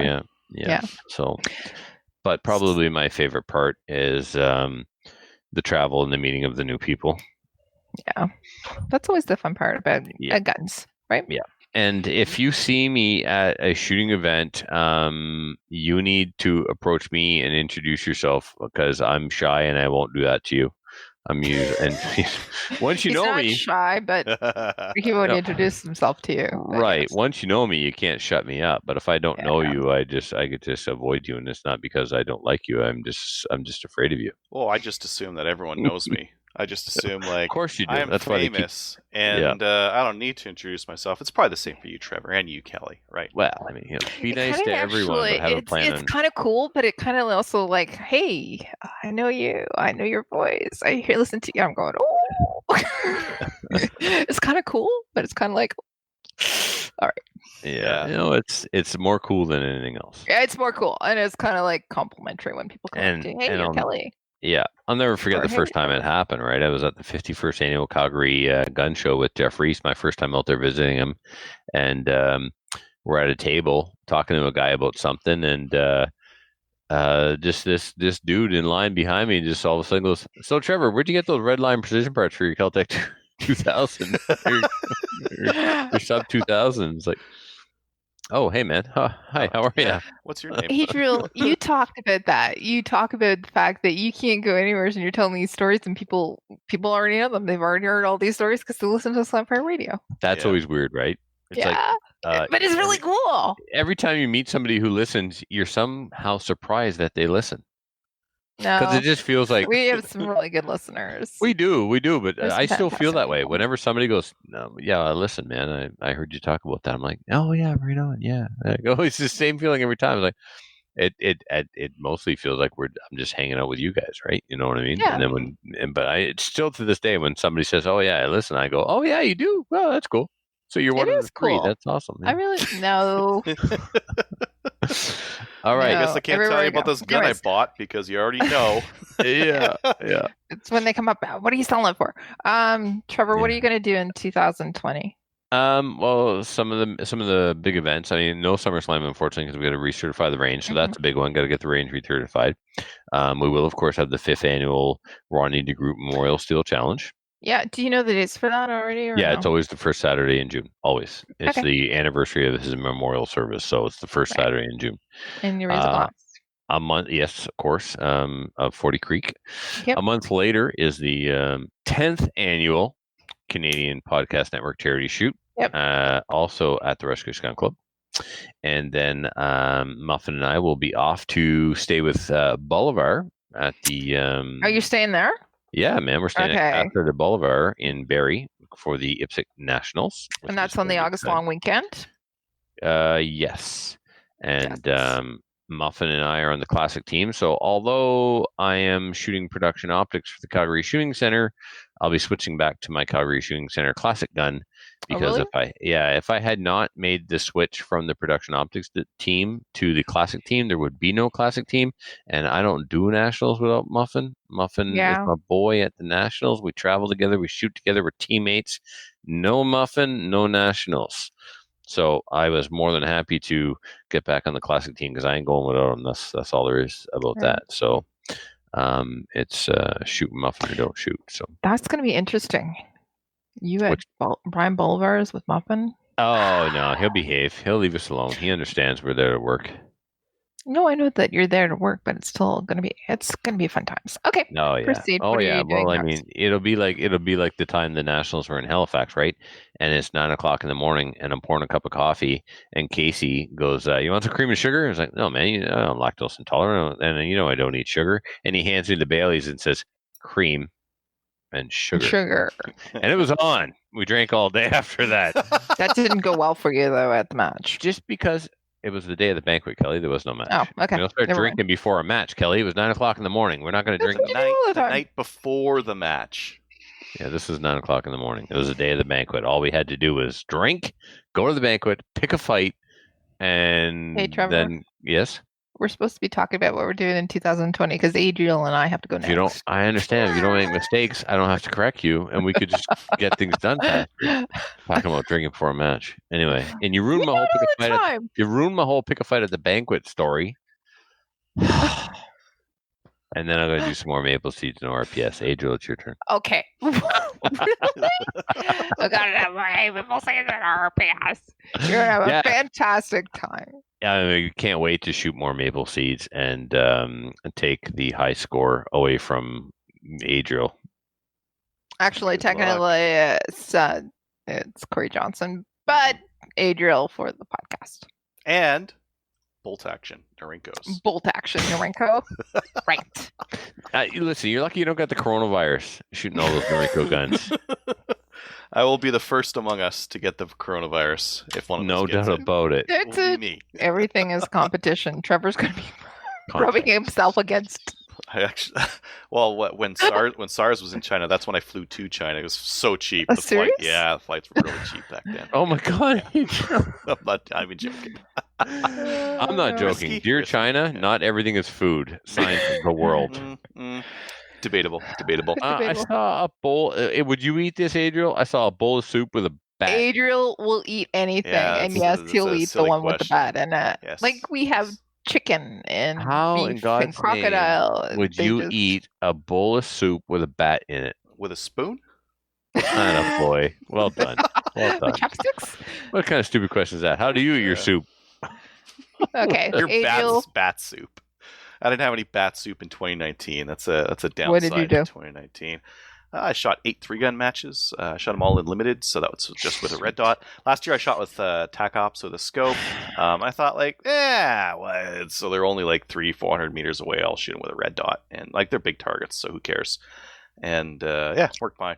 I mean, the scope is better, but at close range, the red dot's better. So why not, right?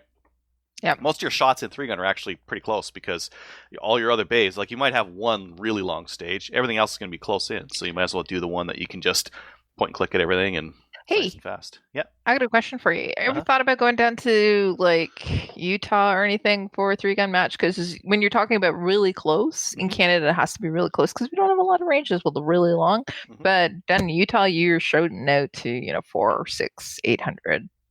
Ever thought about that? No. And you're pretty close 800 to a it. 3-gun match? No one does 800 800 3-gun is match. pretty far. Like Yeah. the furthest that you'd seen a 3-gun match is typically around 500. That would be a pretty large target, and I would do that. I would do 500 with a red dot. Yeah. Okay. Just need to know your holdovers and just start flinging it. Just slap the crap out of the trigger and just start sending the lead down range. Volume. You'll get it eventually. It's bound to work eventually, right? So I shot a bunch of 3-gun. I actually did 4 pistol matches this year. Really? That's different. Yeah, bunch of the IPSC style ones at Phoenix. Some stuff in Bonnieville. Did you get out there yet this year? Phoenix indoor yet this year? Not yet. No, not this year. Because I you should. have I in should. the past. Yeah, I should. Absolutely you should. I went to Phoenix to go shoot pistols. Doesn't Amanda but, shoot there? Yes. Well, there yeah. you go. That's you have no other if that doesn't get you there, another will. Yeah. If you don't want to shoot with Amanda, check your pulse. Man, it's fun. I shoot with her in 3-gun. She comes out to the 3-gun matches. Yeah. Nice. Podcasters Charity Shooting Drum Heller. Very fun. Very cool. Lots of good times there. I always like meeting all these people in the community. They're it's always a fun time. We did the Battle of Alberta charity 3-gun match in Edmonton here. That was really good. Shot my first CRPS match. That was interesting because I had not shot a PRS match before, and PRS matches are different than IPSC and 3-gun and all these other matches, right? It's a lot of fun too. Yeah, it was especially since it was rimfire. It was like super approachable, and I was shown where I was lacking, and that was interesting because I've got to a point now with IPSC, I'm okay. Like I can do all right in a match, and with 3-gun I'm pretty good. And with when jumping in and doing CRPS for my first match, I was like, ooh. So when you said you were shown where you were lacking, what do you think you were? Well, I shot like mid-pack, which is like not typically where I place, right? And that was with applying what I knew about CRPS and having an okay rig for it, right? A Norinco bolt action should be just fine for that kind of thing. And yeah. Jesus Christ. I'm not even going to ask any questions. I was going to explore this with you and try and determine the reasons. No, never mind. All the reasons were me. The gun was fine, and I talked down that gun. But the gun's actually pretty accurate. It was all me. What did you have for glass? Just a Citron 6-24 by 24, just a $1,200 piece of glass on top, You put that on that. Yeah, remember? Yeah, like it's 4 times the price of his gun. Yeah. Oh, more. You put the Citron on the Norinco. Yeah. Yes. That's 6 times the price of that gun. I'm going to stab you, and there's not a jury in the world. We always talk about having a glass on your guns. Yeah, spend more on your glass, right? At least at the cost of the rifle, and the rifle was $200, so I had to go high. Adriel, I want you to look at me. Look at me. Yeah. I hate you. Oh, come on. No, you don't. No, I do. The scope's off now. So let's go back to my original question. What did you learn? Oh, dopes and Yeah. get out and shoot your rifle at those distances. Oh yeah, a you gotta lot learn more. that stuff. I did that before, but I was constantly changing things here and there, and I should have just been shooting, shooting, because it's not the kind of game that you can just do on a whim. You got to get out there. You got to shoot those distances with that rifle, with that ammo, and just do it again and again. And you have to know your wind call. Yeah, and that's what you got to get out and you got to practice in the wind. Like when I was doing archery, Kelly, I'd get to the range. Oh, it's windy today. It's windy. I'm going home. Nope. You shoot in the wind. You shoot in the rain. Because guess what? The tournament's on Saturday, and if you drove 4 hours to get there and the wind's blowing or it's raining, are you going to get in your car and go home? No, you're going to shoot it. And if you didn't force yourself to shoot during practice in the rain or the wind, you're going to hate yourself. So, yeah, get out there and shoot in all conditions always. Yeah. That was good. But good experience. They're fun. Like it's a really fun match because if it's crappy out and windy and all that other stuff, everybody's doing terrible. So, like I shoot in those kind of conditions anyways. You live in Alberta and in Edmonton, so yeah, it's gonna be crappy and windy anyways. So can't get crappy enough out to shut me down on that. Right. I did a whole bunch of maple seeds. Did a couple. A bunch. Camps. Yeah, a bunch. You followed us across half the country. Some of Canada, Saskatchewan, a little bit, and certified instructor in that. That was cool. Thank you. Yeah. I love you. Now we'll do all the other ones. I do. Yeah. I love your wife even more because I know what that means as well. So thank you, Amy. Go. Oh, she just bought the family calendar for the year. I'm finding some time. She's not looking. I'm gonna go put all the maple seeds in there and just be like, they're on the calendar. I can put them on way ahead of time. I'm gonna have to buy her like flowers and alcohol. Make the calendar prizes, girly prizes like last time, so you can give them away. Yeah. Okay. Yeah. Let's see here. Yeah, I did a couple Maple Leaf Seeds boot camps. Helped with a ladies' day at Chaz. Helped with an open day. Yes, thank you. And I shot my phone. For 22. Yeah. Yeah. Yeah. That was 2019. Yeah. 2020, I'm going to be doing a couple more Maple Seeds.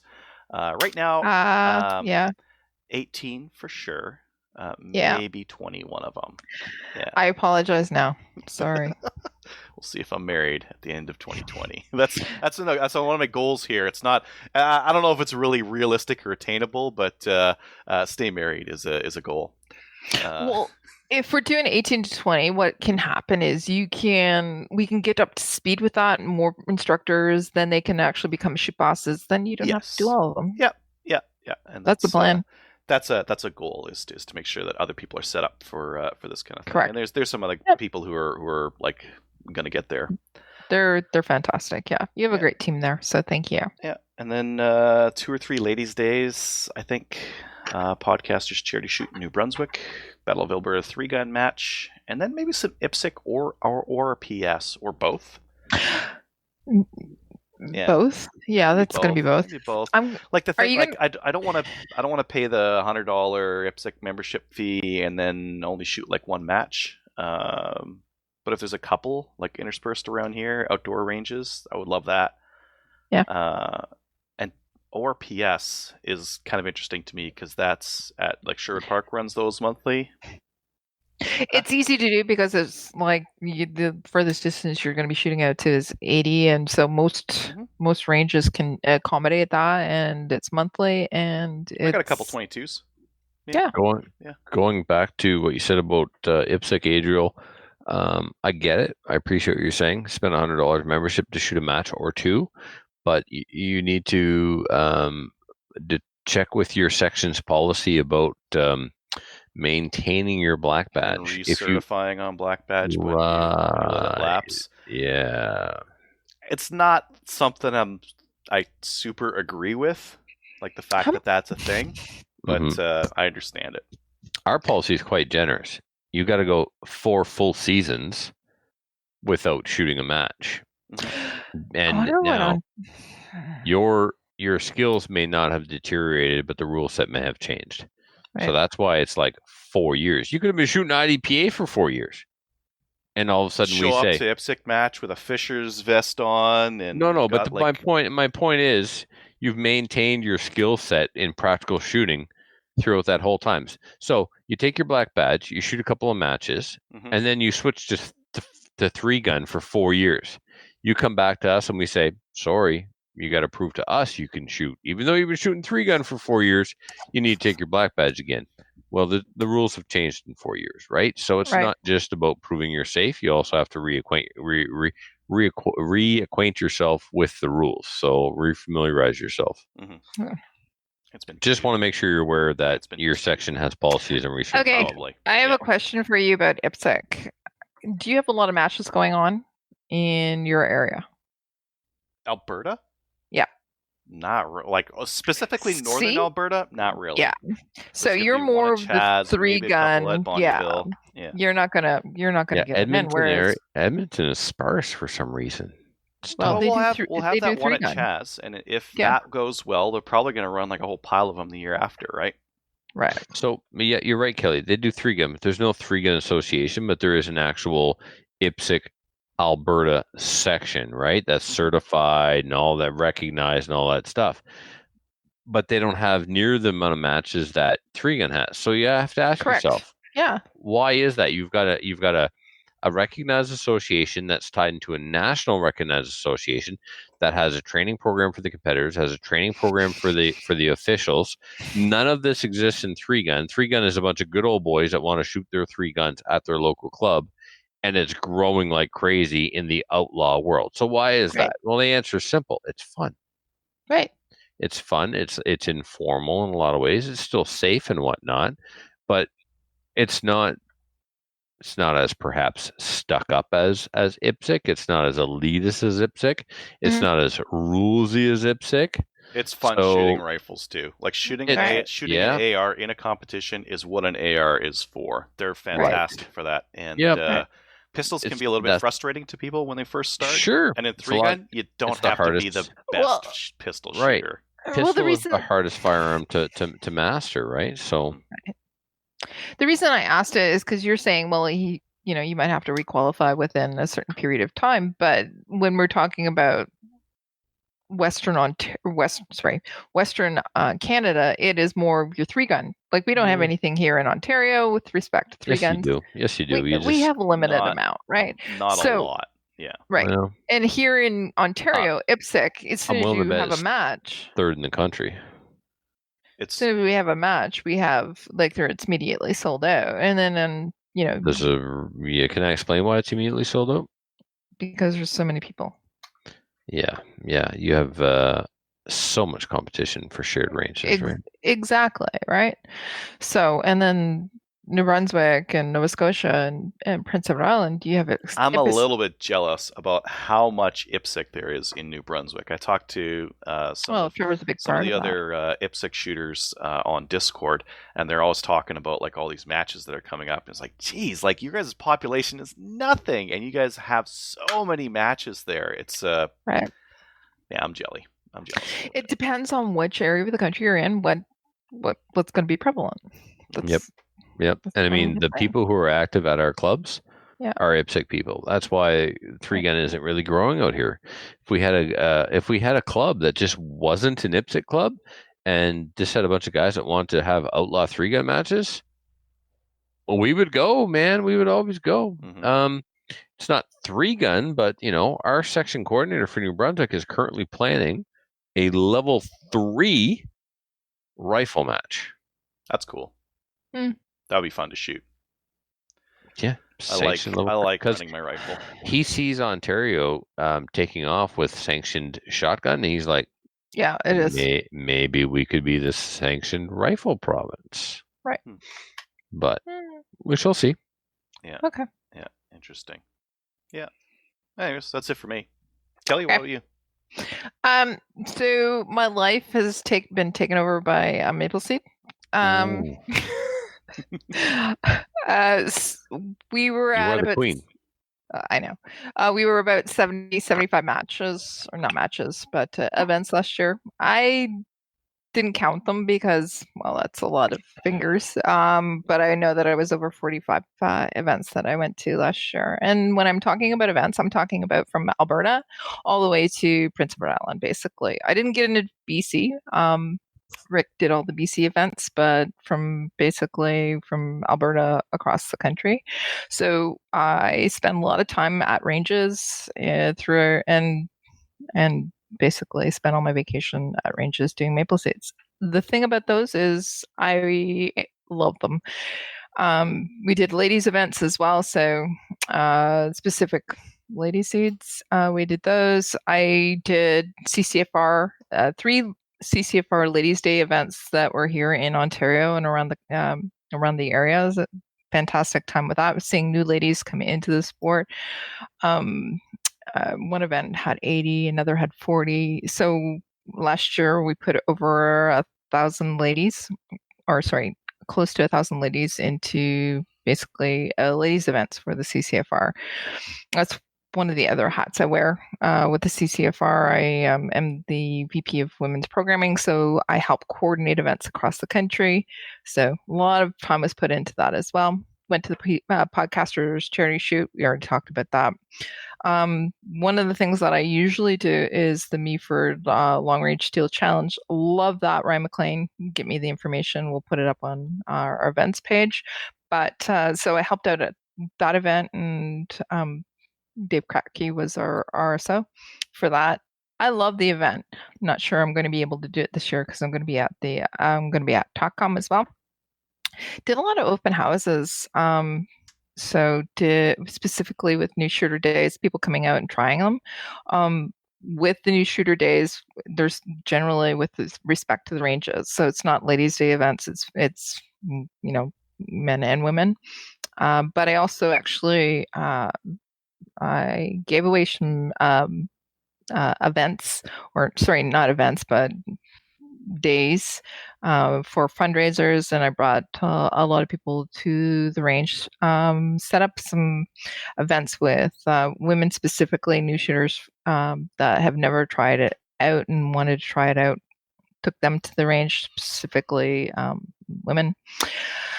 What else did I do? I did 3 CCFR town halls. So I went to a few of those to talk to people specifically about guns. But the other thing that I did as well was Kingston City Hall had a meeting, and they were talking about petitioning the federal government. Went to that and spoke at that as well. I think it's important that we do that and talk to people about actually right now, specifically with the new legislation that's coming in with our municipalities. You need to go to those city hall meetings and talk to your municipal people. So I did that, and we had a positive result with that. Nobody here talked about doing Stop the Bleed. So Adriel. Adriel and Trevor and I, as well as Dave, we took the Stop the Bleed course, which is fantastic. And the reason that I say this is because I've already taken the first responder, and I've already taken, all kinds of different other first aid courses. But this was put on by somebody in our community who knew what we were actually looking for. But also, it just actually refreshed things for us as well. So we had a fantastic time, or fun time, taking Stop the Bleed. They're available. Those courses are now available almost across the country as well. So if you're looking for a bunch of our ROs for 3-gun go through it, like a whole whack of them, and a whole bunch of range people as well. It's a fantastic course. Yeah. If there's one course that you're going to keep refreshing every year, you should be refreshing your first aid. So specifically Stop the Bleed. It's something that's important for our community because you're going to talk about plugging holes that are, 40 cal holes or whatever. So I did do a couple of boot camps with our IATs as well. We're going to be doing another one soon. I'm really happy about those. Those boot camps are actually preparing our instructors for the next round, and it means that I'm going to actually be able to have a break. So those are lots of fun. Yeah, as I said, every couple of months we have a range day at the Kincaid Ranch where we just get together and just shoot. But that's with our friends as well. What else? The CCFR Gunny Girl calendar. We have a weekend where just a bunch of women who like to shoot get together. We take pictures and we prepare the calendar for the next year as well. And that's about it, I think. 2020, one of the things I want to do is I wanted to actually take some trap lessons. So I'm going to be doing that on Wednesday of next week. I'm going to be starting that. And I'm going to do a couple of boot camps as well. So I'm hoping to get out to to New Brunswick. Saskatchewan is actually having one in May, I think. And I'm hoping to fly out for that. We're going to do some here in Ontario as well, again, so that we can do more boot camps we do, the more we're going to actually have instructors and our faster promotion of our instructors. And that means that, if we have faster promotion of our instructors, we're going to have more shoot bosses and we're going to have more events, because we're not going to be able to keep up with the demand this year for Project Maple Seed, but hopefully the year after we'll be able to meet demand, basically. We're going to have more ladies' days across the country. I'm going to help organize those, but I'm hoping to get out to some as well, maybe in Alberta, maybe in Manitoba, as well as here in Ontario. And we're going to have, obviously, Maple Seeds. I don't know how many I'm going to get to this year. I'm going to leave that Alberta. So, Adriel, you have... I know that we have some really great people within the Maple Seed organization, like Adriel as well. He's going to do events. I know I'm not going to have to go to those. I know that in New Brunswick, we're not going to have to go out to those. So I'm going to concentrate here on Ontario and do some events here. We have some really good people. So I'm super excited about that. I'm not sure if I'm going to do like 45 or 60 or whatever this year. I'm hoping not. Oh God. But I do know that I'll get to quite a few of them. So, and I'm excited about that. Best thing about shooting in our communities is we get to meet all kinds of fantastic people, and people are excited about shooting. And that's why I like to do Maple Seed as well. So, yeah. And that's me, I think, for 2020. That's it. Cool. All right. Let's cut to Tracy to give an update on the CCFR. So there's been a lot of things happening in the news lately with respect to gun news. So that means we are bringing on our favorite person, Tracy Wilson of the CCFR. She's on tonight to actually give us an update on all the things that are happening with the petition, a new event that she's actually organizing. And Tracy, why don't you just let us know about some of the things that have been happening? Sure thing. So today was an awesome day. I know lately a lot of people have been really worried about the liberal, all the liberal stuff coming forward. We've got talk of gun bans. Just worried about liberals. Just in general, worried about liberals. In general, worried about liberals. Perhaps a little bit of elevation with our liberal concern these days, though, yes. That's correct. So, a lot of people have been saying, where are the conservatives on this? They got to be speaking out. Well, oh, yeah. It's been absolutely crazy. Every single day during QP, there's been gun questions. There's usually one, maybe two. Today, this is what happened. I was downtown for a lobby day. I met with Erin O'Toole's policy team, and I met with Rachel Harder. We actually talked about the previous petition, which we'll get into that. But anyways, I had a bunch of lobby meetings, and I come out of there, and I get a message from OLO saying, hey, you're going to want to watch QP today. And I'm like, I'm just leaving the Hill. Okay, I'll put it on my phone. So I listened while I was driving, not watching, just listening. And there were 5 consecutive gun questions. So normally that's not how it works. Questions have to be submitted to the opposition leader's office ahead of time, approved, and they'll throw 1 or 2 here and there, like I said before. Today, it was just like a full-on assault on Bill Blair. So it was amazing. We had 5 MPs. Some of them I've never heard of. We had some rookies. Raquel Doncho did a great from Winnipeg. Yeah, she's a new rookie MP, and I love her. She did a great job. Same as Alex Ruff. He's another rookie MP. He's a veteran, military veteran. Right. He's in Bruce Grey, which is out near Perry Sound and Beeford. Yeah. So, you know, they were just hammering Bill Blair. And it was so funny. I got to tell you this. So they're, you know, they're going at him for attacking law-abiding gun owners instead of focusing on crime and stuff like that. And then Steve Blaney gets up, and his question actually was not a gun question. He says, you know, Minister of Public Safety, there are currently 50,000 illegal immigrants in this country. When are you going to stop attacking law-abiding gun owners and start working on, you know, deporting some of these illegal border crossers or whatever? Which was not really related. He threw in the law-abiding thing. Well, Bill Blair went in, you know, they've got their prepared responses that he answered to everybody with, you know, we are working hard on crime by increasing gun control. So he kept repeating that over and over. So although Blaney's question was actually about immigration and not about guns at all, he answered it with the prefab gun answer. So it was hilarious. I was laughing my head off while I was driving. He was so frazzled.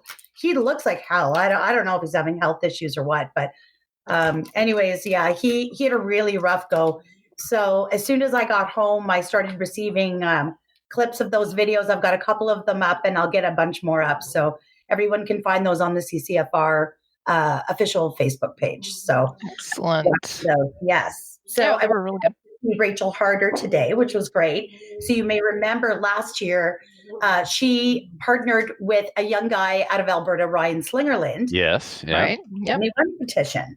So she sponsored that one. And at the time of its closing, it was the second most signed parliamentary e-petition in Canadian history, which was great. And I think it closed with just over 86,000 signatures. Correct. Wow. Petition E2341 has gone completely out of control, which is awesome. I'm not sure what we're at today because I've been downtown all day, but I think we're approaching 140,000, aren't we? Yeah, we're just a couple of hundred short of 140,000 right now. Right. So that moves us into the number one most signed parliamentary e-petition in Canadian history. And that's a huge thing. That's gaining mainstream media attention, isn't it? Oh yeah, it's gotten quite a bit of media, and it's funny too. I've noticed we're seeing. I contacted Ducks Unlimited, Delta Waterfowl, all the provincial wildlife federations, the Canadian Wildlife Federation.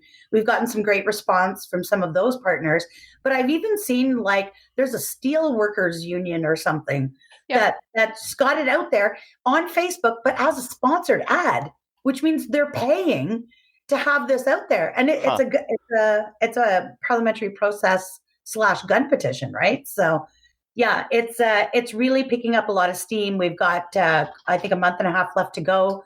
I personally would love to see this hit 250,000. It's going to be very hard for the Liberals to ignore. So, we're seeing also a lot of non-gun owners sign it as well, and a lot of my friends who. They think that we need to have a democratic process with it. That's basically, it, they don't agree with that. They might not be gunnies, and they might not agree maybe with all of the things that we want, but it has to be a democratic process. Mm-hmm. Yeah, sorry, Tracy, go ahead. I was just saying that's the thing with this petition. It's not actually necessarily against a gun ban. What it's against is the overreach and the abuse of parliamentary power. Normally, something that would affect this many Canadians, something as big and as expensive and as all-encompassing as a huge gun ban like what they're talking about, that would go through the proper parliamentary process, where it would be a House committee, it would see a Senate committee, it would be debated by members of the House of all stripes. They would hear from experts, review the evidence, and then make a vote, an educated vote. This is just stripping all of that down, and it's basically like an executive order. So it's very undemocratic. It's, it was not meant to be used in this way in OIC. So, yeah, that's why people are getting behind it, because they're like, and I agree too. You're like, okay, you want a gun ban? You think it's going to do something about crime? Let's debate that. Let's debate it and let's see. Show me the evidence. And then if so, then have your vote, right? But they won't do that for two reasons: because the evidence is against them. And number two, because of their weakened state of a minority government. They know that they need to lean on the other parties to support it, and they're not confident they've got that support. Right. So, Yep. Yeah. And we saw that today, actually. Oh yeah, well, and you Yeah. see that vote for the investigation on the infrastructure spending, and they're already losing votes. Yeah, they lost a House vote yesterday to that, and then of course in March we're going to have the big vote on the budget. Right. And if you lose that vote, that's a vote of non-confidence and an election's called, which actually is a really bad thing right now. But we'll see. Why don't you tell us about policy and effects of gun bans? That's going to lead right into the next event that you're going to be talking about. So, yeah, so one of our team members had started the concept for this. So basically, it's called Policy Talk: The Efficacy of a Gun Ban. So here's the thing, you've had the mayors sit down and have their meeting with the chiefs of police. You've got politicians. You've got all these people sitting in their little silos in their individual groups discussing, would this work? If not, then what would work? However, a lot of times they're not even discussing it with the people who live with the effects of gun violence every day, who see it, who work in an environment where they're trying to rescue at-risk youth and do gang intervention stuff. So the idea here is we're going to put a panel of people together. It's a very, a varied panel, I guess. I was going to say. Yeah, so we've got Jordana Goldlist. She's a criminal defense lawyer out of Toronto, very kind of famous. She's done a TEDx talk, and basically she was a homeless teenager, and she turned her life completely around, and now she's one of the top paid lawyers in Canada, and she actually defends like murderers and gangbangers and the very people that are committing the crime. But she also does a lot of work with youth that have gotten themselves into this mess and trying to get themselves out. So she's going to come and speak. Also, Evelyn Fox, who I've developed quite the friendship with over the last year and a half. We had a huge meeting with the victims groups last year in Toronto. Evelyn's son was killed in September of 2016 at the age of 26 outside a nightclub. His murder still goes unsolved to this day. And through sharing her grief and her experience, she actually formed a group called Communities for Zero Violence. And she doesn't support gun bans. She wants credible work on crime, community programs, a study on the socioeconomic issues that lead to gang crimes. So she'll be there. We've got Emily Sanford Brown, one of our favorites. She's been a faithful gun owner for over 30 years. She runs the Ontario Provincial Trap Shooting Association. I believe she also sits on the Canadian Trap Shooting Association. She's been through every variation and step of licensing and gun ownership in this country. So she's also a professor, and she works with young people. So she's got some stuff to say. Alison DeGroot is going to join us as well. She's the managing director for the CSAAA. She can speak to, the enormous burden and cost to taxpayers that a gun ban would be, as well as the repercussions throughout the community as far as jobs lost. We have 48,000 people employed across the country at 4,500 licensed firearms businesses. We bring in a GDP, I think, of $8.9 billion. This isn't small potatoes here. So, I'm not saying money is more important than lives, but considering that there's no credible evidence that a gun ban would actually solve the street crime problem, I think it's important to include those numbers. And then we've got Marcel Wilson from the One by One movement, literally like a very high profile ex-gangbanger, like a leader of a gang. Like this guy was totally hardcore. And he's got a group, they're all either ex-gang members or ex-extremists, like ex-white supremacists. Like these are some kind of hardcore guys, but they've turned their lives around as well. And they literally go out and rescue kids and get them out of the gangs and give them some hope and give them a proper direction. So that's the panel. And then, of course, moderating it is the one and only Brian Lilly. So, nice. Yeah, he'll be leading the conversation and directing the panelists. And then we'll also be doing a Q&A. So it'll be a great opportunity for the community to have their voice heard. Okay. So what date is this? This is on February 11th in the evening. It's scheduled for between 5:30 and 9. So there's a little bit of a social and networking before, kind of 2 hours for the actual event, which will include the panel discussion and the Q&A, and then a little bit of a social soiree thing afterwards. And then that's it. So it's at the Hard House in Toronto. You can find the link and all the information for that on both our Facebook and Twitter pages for the CCFR. Awesome. We'll post it in our show notes as well. Yeah, so I'm really looking forward to it. Okay. I can't remember if I had anything else for you. You guys have anything else for Tracy? Nope, not me. It's awesome. Yeah, it's a good idea. I think that it's a good idea, and I think that something like this will help in showing the flaws in the logic. I don't know if they care, but it's good. It's good to show the rest of the country, and I don't know. I've been seeing arguments on Reddit and that kind of thing going in our favor, going where people are better informed and better know what's going on, and I think that some of that stuff is really good. So if we just keep pushing through, maybe we'll get the popular the masses more on our side. Yeah. Well, that's exactly right. And the whole thing is Canadians are afraid of guns, or they go along with these bad policy ideas because they're scared and they just don't know. Yeah. So I think it's incumbent on all of us to help educate them. And what better way than to bring the people who are directly affected by the bad policies? You know, the cost of not doing something credible is measurable, and it's in human lives. So right.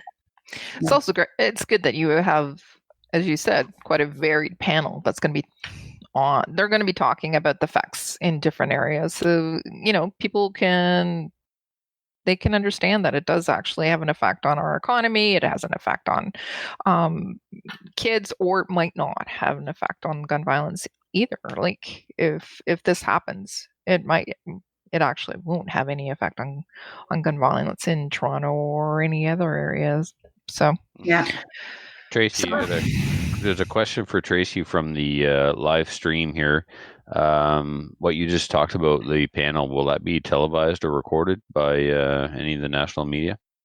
No, of course, the media doesn't have any interest in real answers, but we are going to have it recorded. Mm-hmm. We'll have a crew there recording it, and we'll produce a video out of that and put it out so that those who weren't able to attend can see it. And of course, I'll be on site. I'm not necessarily part of, like, I have no official role in this other than trying to help get things going. And of course, I'd like to show up. So I'll probably be live streaming some of it. I'll do something. Okay. I have a question, Tracy. Where are we? I mean, Dr. Rajma, whatever. Nazma? Yeah, her. Like I said, I can't be bothered to learn her name because I don't respect her. So she didn't respond at all whatsoever. Not even to say no, I'm not interested. Where are we with that? Yeah, so Rod's little challenge to sit down with her and have an adult discussion about the issues. You know, we've kind of been at war with them for some time over social media, and to be perfectly honest, it's not constructive, right? Nothing's right. Yeah, she was invited to step out from behind the keyboard. Yeah, so come on, sit down. Like, let's just have a discussion about it. Not even necessarily a debate. Let's just sit down and talk back and forth like adults, right? Just agree, and we'll donate money to charity. Yeah, man, like a lot of money. And of course, they never responded in any official manner. So wow, brutal. Mm-hmm. Yeah.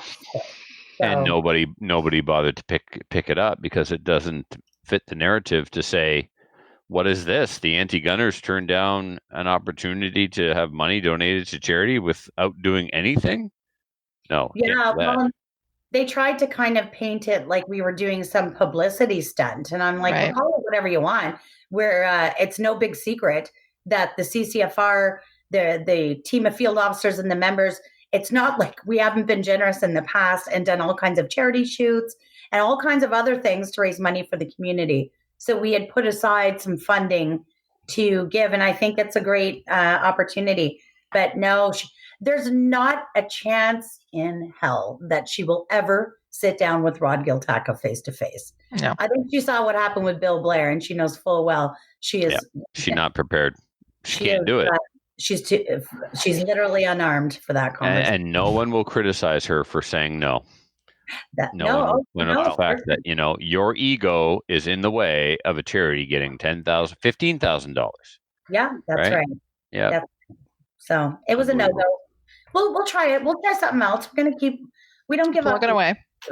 Yeah, she's just like, if she accepts, she's just going to look like that guy, the Virginia legislator who was just on YouTube today, who was saying that no, mass shooters don't like guns that go like this. They like guns that go like this because they could get hit in the face otherwise from the rifle stock and other nonsense. That's how I imagine that. Oh, you guys, if you haven't watched that video yet, I'm gonna go watch it. That's the guy writing the legislation, and he doesn't know anything about how any of this stuff works. Like there's different guns. The ones like this, and then there's the ones like this, and then there's the ones like this. Yeah, that's how I imagine how that would go if Rod went toe to toe with. It would absolutely be a shoulder thing that goes up conversation. Yeah. There was zero chance of her ever doing that because, you know, I don't know. She's just not going to. Even the one time I did get on a CBC panel with her, she was in Toronto and I was in Ottawa, so I couldn't actually see her. You know, you're basically being filmed in this little booth and they put up a fake background behind you. Like it's totally fake, right? And she was in Toronto. So this was at 8:00 at night on my birthday and she shows up with her white lab coat and like gets in costume to get on the interview. Like, Tracy, come on. Look, I just told that story to my sister. We just spent the week in the hospital with my father. You know that. And when the doctor would come around, the doctor was dressed like somebody straight out the trailer park. You would not think this person was.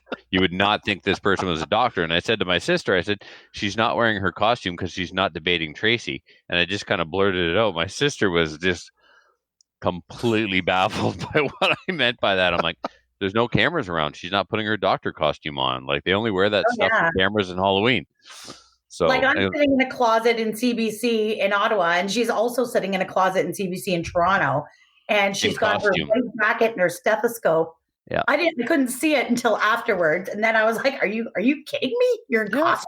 Her costume. Like you drove here and then got your lab coat on." Yeah. And then my father's doctor was completely dressed like basically she came from like hot yoga class. It was what's comfortable. Family members were talking to the nurse because at least the nurse had some kind of like scarf on. Yeah. But the doctor was straight out the park. Like I was looking over her shoulder for Julian. It was awful. Oh my God. But great doctor. She took good care of Dad. So yeah. Anyway, you were talked about Tracy. It was hilarious. Yeah. Okay, good. Hey, as long as everybody's enjoying the entertainment, that's what really they don't wear their costumes at work. Apparently, they only wear them during gun debates. Yeah, in closets at CBC. Yeah. Yes. Oh boy, that's the state of the gun debate in Canada, folks. All right.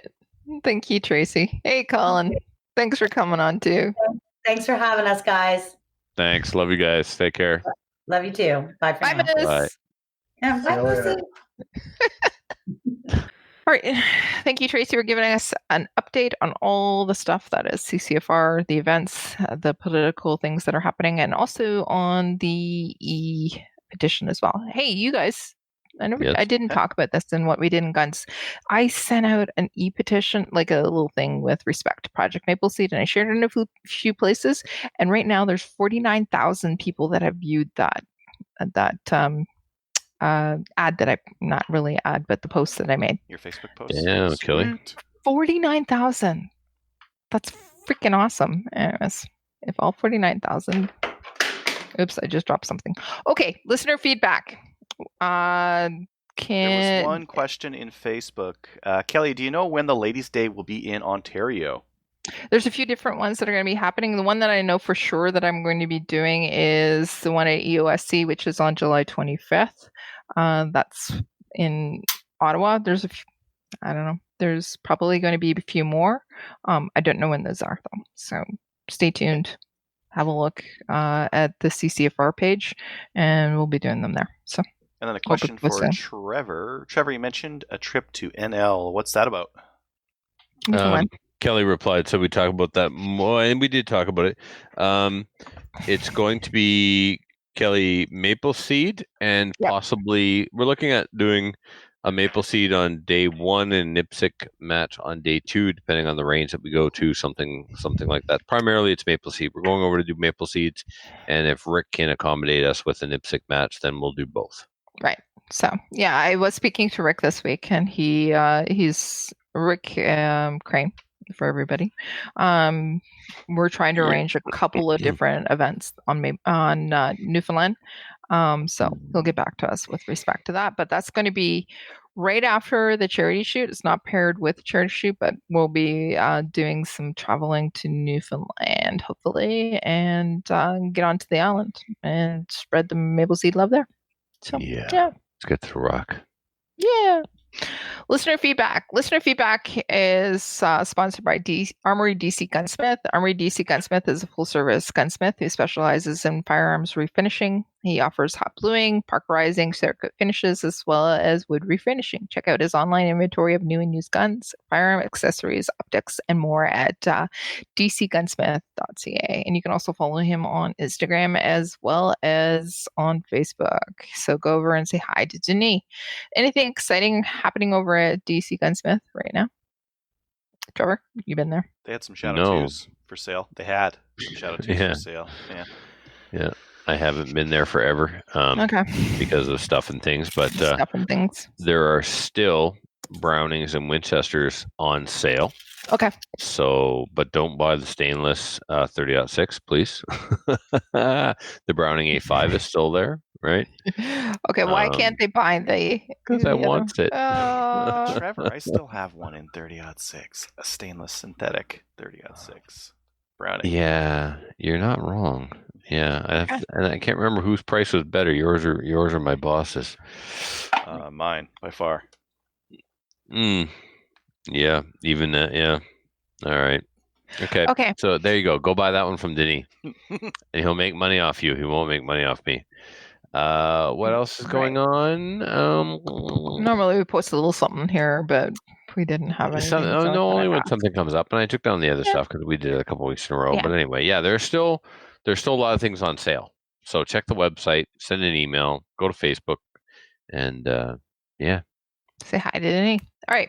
No, So- actually, there you What? go, Kelly. What's exciting?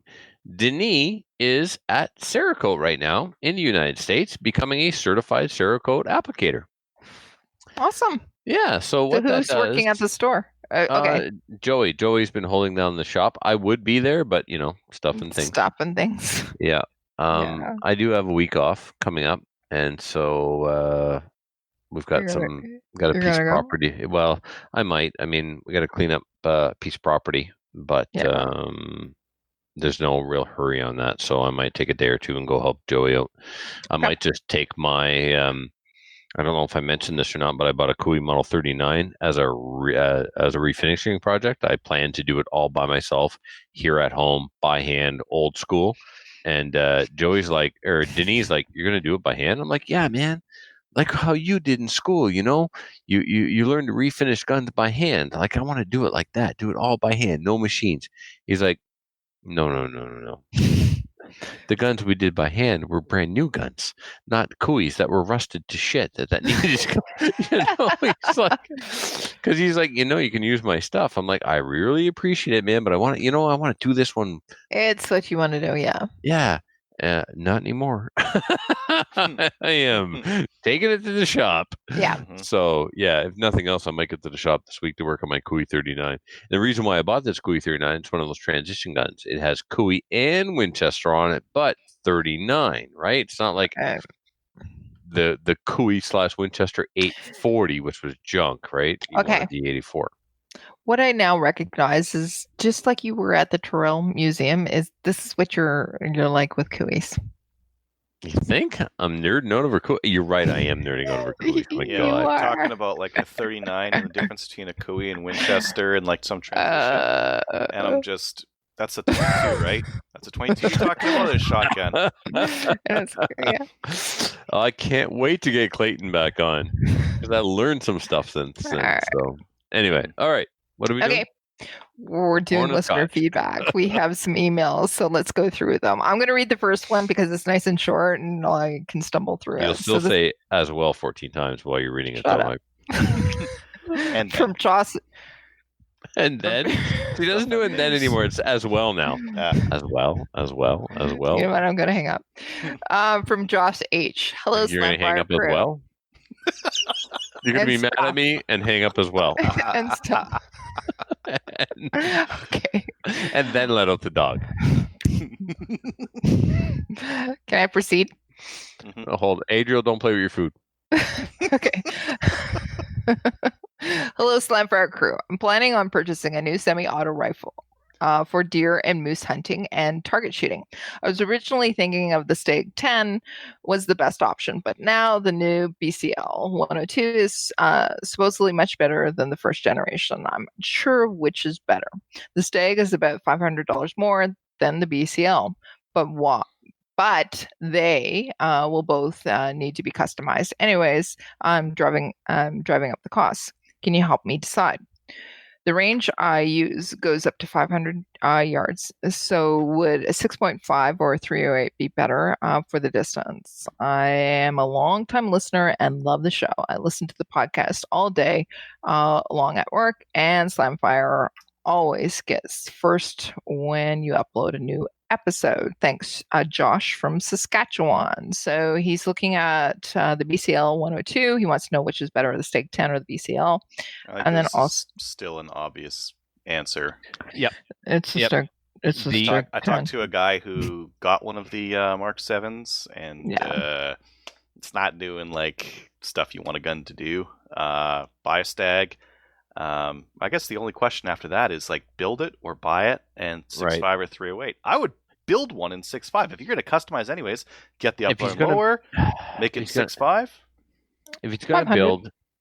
build, it's gonna be expensive. It's gonna, like, my Stag after glass is over $3,000. I would if so. He's talking about a price difference of 500 between the BCL and the Stag. We can all agree Stag, but here Right. I'm gonna justify why purchasing a Stag factory rifle over a BCL, even if the BCL is fixed, even if the BCL is $500. The stories of customer support from Black Creek Labs have been atrocious. Stag's distributor is in Newfoundland, Arms East. There are no finer people in this country than the Newfoundlandese. So you know that, one, Stag is a proven company. Two, Arms East is a proven company, and they will take care of you. They will back up what they sell. They do answer the phone, and they speak with a wonderful, quaint Newfoundlandese accent. It doesn't get any better than that. And if you throw like a random BCG, if you take a BCG, that's an AR-10 BCG, and you put Into it the Stag. into the Stag, it'll Guess work. what happens? It It'll works. Yeah. Yeah. It works. Yeah. Yeah. So get the Stag. Even with the factory barrel, it's fine. If then you want to improve the accuracy of your Stag 10, Ryan Stacy out at International Barrels in Yep. British Columbia will be happy to sell you a 19-inch Stag barrel. So start off in 308 because commonly available. It'll do everything you need to 6.5's do. commonly available, man. These It's days, not It is. commonly available compared to 308. 6.5 is an exotic cartridge for man bun Nah. wearing. used people. to be. Not Listen, there are anymore. 3 cartridges: 223, 308, 306. Okay, so okay. 30 308 will be 6, cheaper. 2 world wars. Thank you, Kelly. I'll Yeah, pull up, I'll pull Nobody up that shot right- Germans with 6.5. Not in a war anyway. Oh God. 308, man. Go 308. No. Yeah. Stag 10 and 308. No. There you go, Josh. We just answered your question for 6.5. you. Better No, ballistics. not Just as 6.5. cheap. You can get 6.5 Creedmoor Yeah, for it's getting $25 cheap, a too. box. And it's at Cabela's. They got at least 4 or 5 different brands at Cabela's. That's my measure of like exotic or not. Can't get 224 Valkyrie there. For what he's going to shoot, for the ranges that he has access to, 308's fine. 308 would be fine if you have the choice and the price is the same. I would go 6.5. All right. So, you know what? Kelly and I are smarter than you, obviously, and we agree. So, Older. Yeah. I don't know about this smart. He is. I'm not. Kelly, let's hold our driver's license up right now. Let's do that thing. Shut up. Yeah, Okay. as well. Anyway, Adriel, why don't you read this next one from Justin? And Trevor, you're going to answer it because it's specifically for you. All All right. right. Hello, guys and gal at Slamfire. I have a few questions for Trevor regarding his Tanfo 1911. I understand the Tanfo 1911 frame, slide, and possibly the barrel is cast. I've been looking up information on the cast metal versus forged metal debate, and most seem to believe that the frame, that cast-made frame, slides, and barrels do not have the same strength as forged ones. What would be the consensus on these claims? Has Denis at the Okay, shop seen? Yeah, go ahead. So only the frame is cast. Okay. Now, Cast it from the highest heights. Just throw it right off of a mountain. It's yeah. just- What would be the consensus on these claims? And those are the claims of strength and stuff. probably doesn't matter. I'm going to go with doesn't matter. There are cast air lowers and there are machined air lowers. I think the finish on a machine product always looks better than a cast product. But I'm not seeing a higher rate of failure in a cast frame over a machine frame. You're Not on an AR, definitely. yeah, and even on a 1911, I mean, I've never seen any 1911 frame have a failure on it, but Slides. slides, yeah. Yeah, Mhm. especially if you let Captain Andy work on them. Squeeze them in Yeah. vice. Yeah. Yeah. So, but yeah,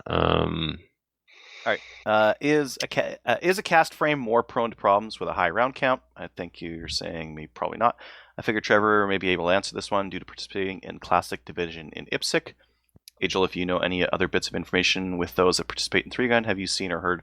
I've never seen a pistol blow up in 3-gun. I've seen a rifle blow up in 3-gun, but not a pistol. and when they blow up, it doesn't matter what the frame is made out of. No, you're right. Here's a reloaded question.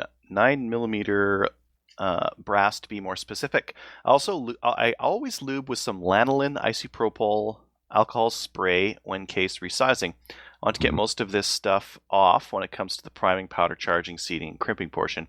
When going through the Dillon 650 or Dillon Square deal, what was the trick to use with Ballistol to make sure that there's no hang up on the flared portion of the powder drop funnel during powder charging?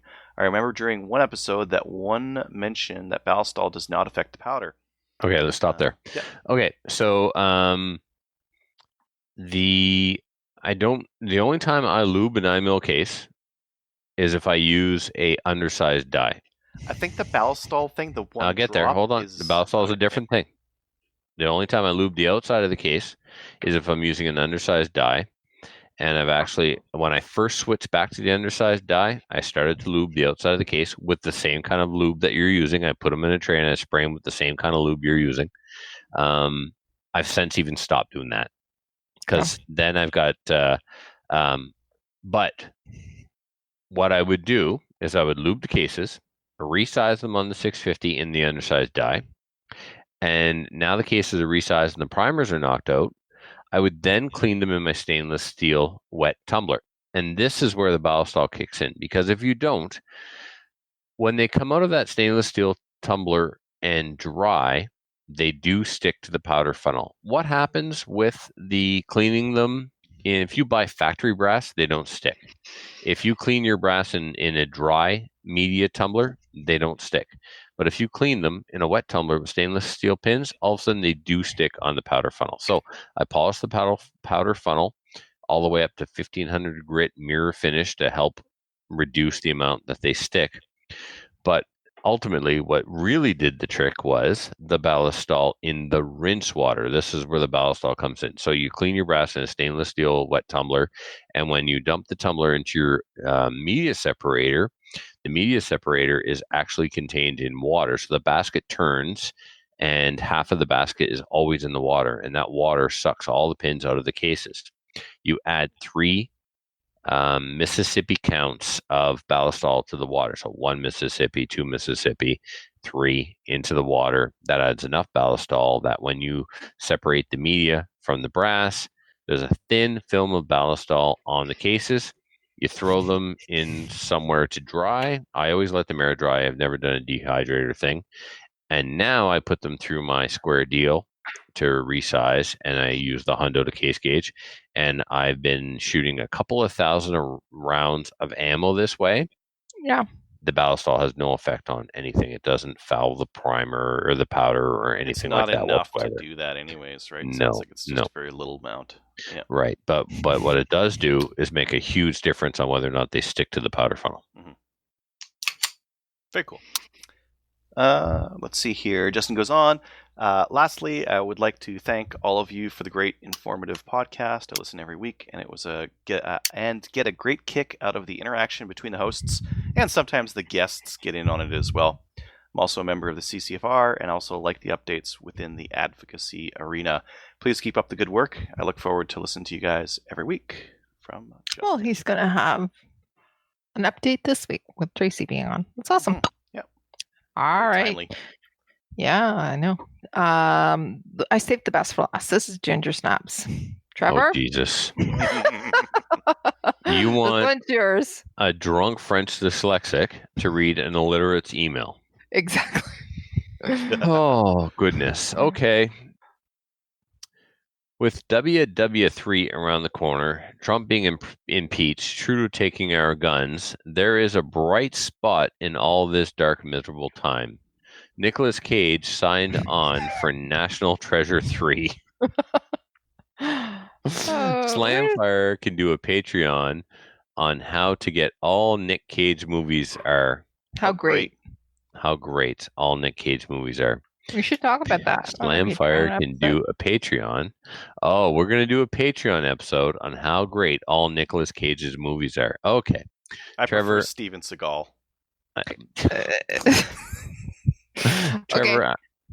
Trevor, I know you get giddy like a schoolgirl when you hear his name. Is this true? No, it's not at all true. His best movie was Fear and Loathing in Las Vegas or whatever. He tried to drink himself to death. That is all. Keep your prick on the vice, Ginger Snaps.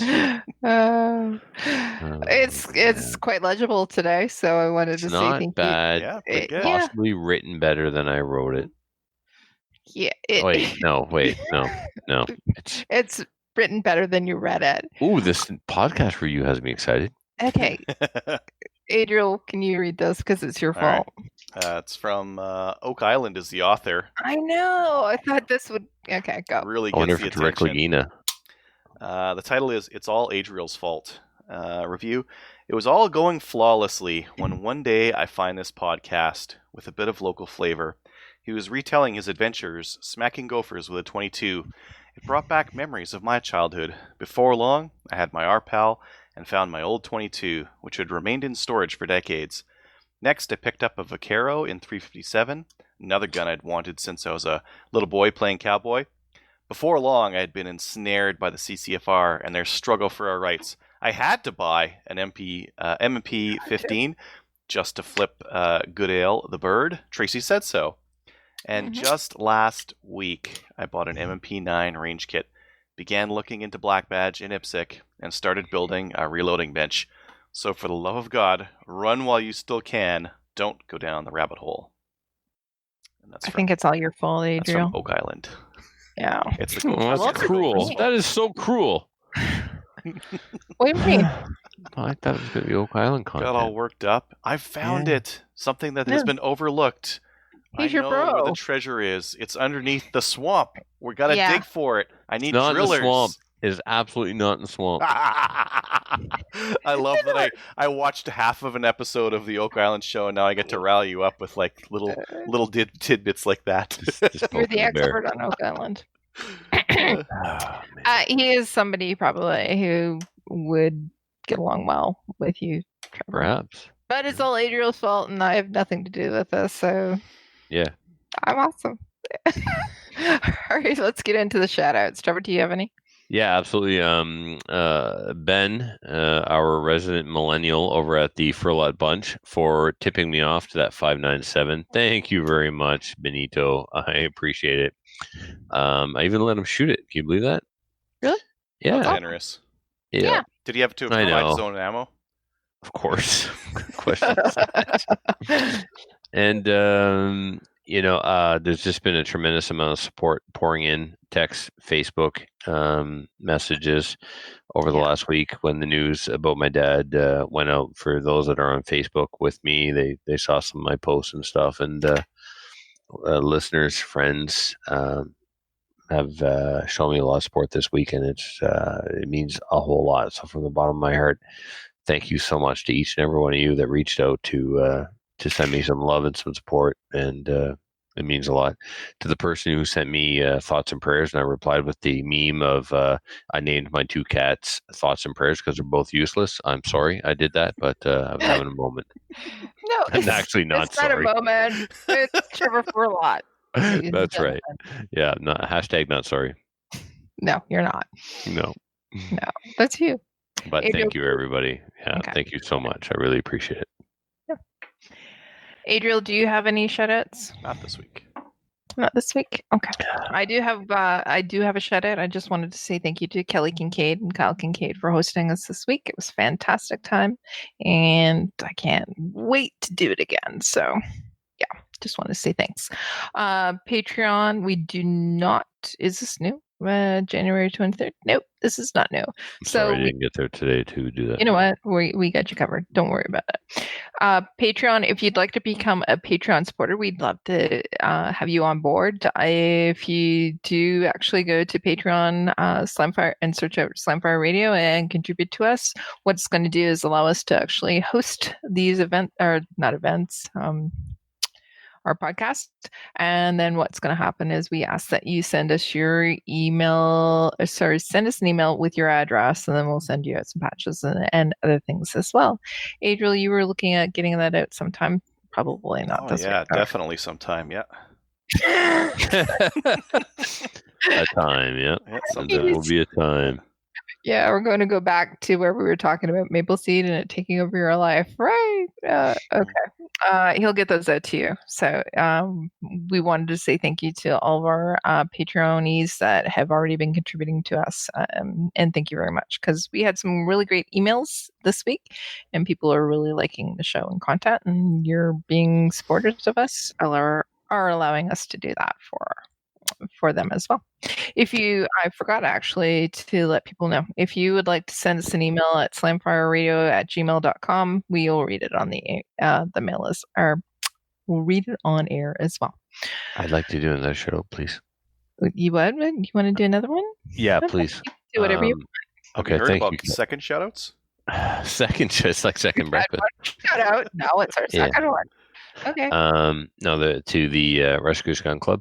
Yeah. They also supported me this week. When I got to the funeral today, there was a bouquet of flowers or a plant or something from the Rescuers Gun Club with a lovely note. So that was awesome. And to the boys, you guys who came to the funeral today from the Rescuers Gun Club, Yeah. that was awesome. I was hanging in there pretty strong and not choked up until I looked up, and saw the guys from the club. And I think I told this earlier, but shout out to those guys, because it made a huge difference and really helped the day go by a lot better to look up and see Alan, Jason, and Stefan and Mark. It meant a lot to me to have the support from my local shooting community and my friends, right? And you know what? And I'm stupid because What? it never occurred to me that any of them were coming. Yeah, we're there for you. Well, I'm not technically there. I'm in Ontario, but Kelly, you've been here day in and day out checking on me, and it means a lot. Adriel, I never heard shit from you. we love you. The other thing about your club is they also are supporting other people like Better Trevor as well. Oh, for sure. Yeah, absolutely. So fantastic clubs. Gunny people are the best people in the world. Hell yeah. I Yeah. just have to say that. Yeah. It's great to be part of a crowd that has your back. Absolutely. Of course we do. All right. Why don't we just sign off, because it's getting a little mushy here, and I don't do well with mushy. Okay. So join one of our national firearms associations like the CCFR. You heard from Tracy today. There's some things that are happening right now within our community and also on Parliament. She's working hard for us, so we need to support them as well. Check us out on Gun Owners of Canada. We have a thread there. We post the episodes. I don't think I posted last week, sorry. And if you want to talk to us, we'll actually talk to you there as well. Like us on Facebook. We're at, we didn't update that, sorry. Trevor usually updates it. I'll just move forward. Just like He's us on drinking Facebook. whiskey. Let him drink his whiskey. Yeah, I know. And on that note, Thank you, Adriel. but we're still getting an awful lot of likes, and we're kicking some homeless children's ass. We will not stop until they're out of the orphanage and really homeless. No, we want them to find homes. So. Oh, we do? Of course we do. We do. We just don't want the internet to like them as much as they like us. Okay, No, that's fair. like us, and take them home. All right, everybody, say goodnight. Good night, Good night, everybody. Good night, everybody. So if you have any comments or questions for the show, please send an email to slamfireradio@gmail.com. Now go grab a gun and shoot something. When the talking is over, it's time to get a gun.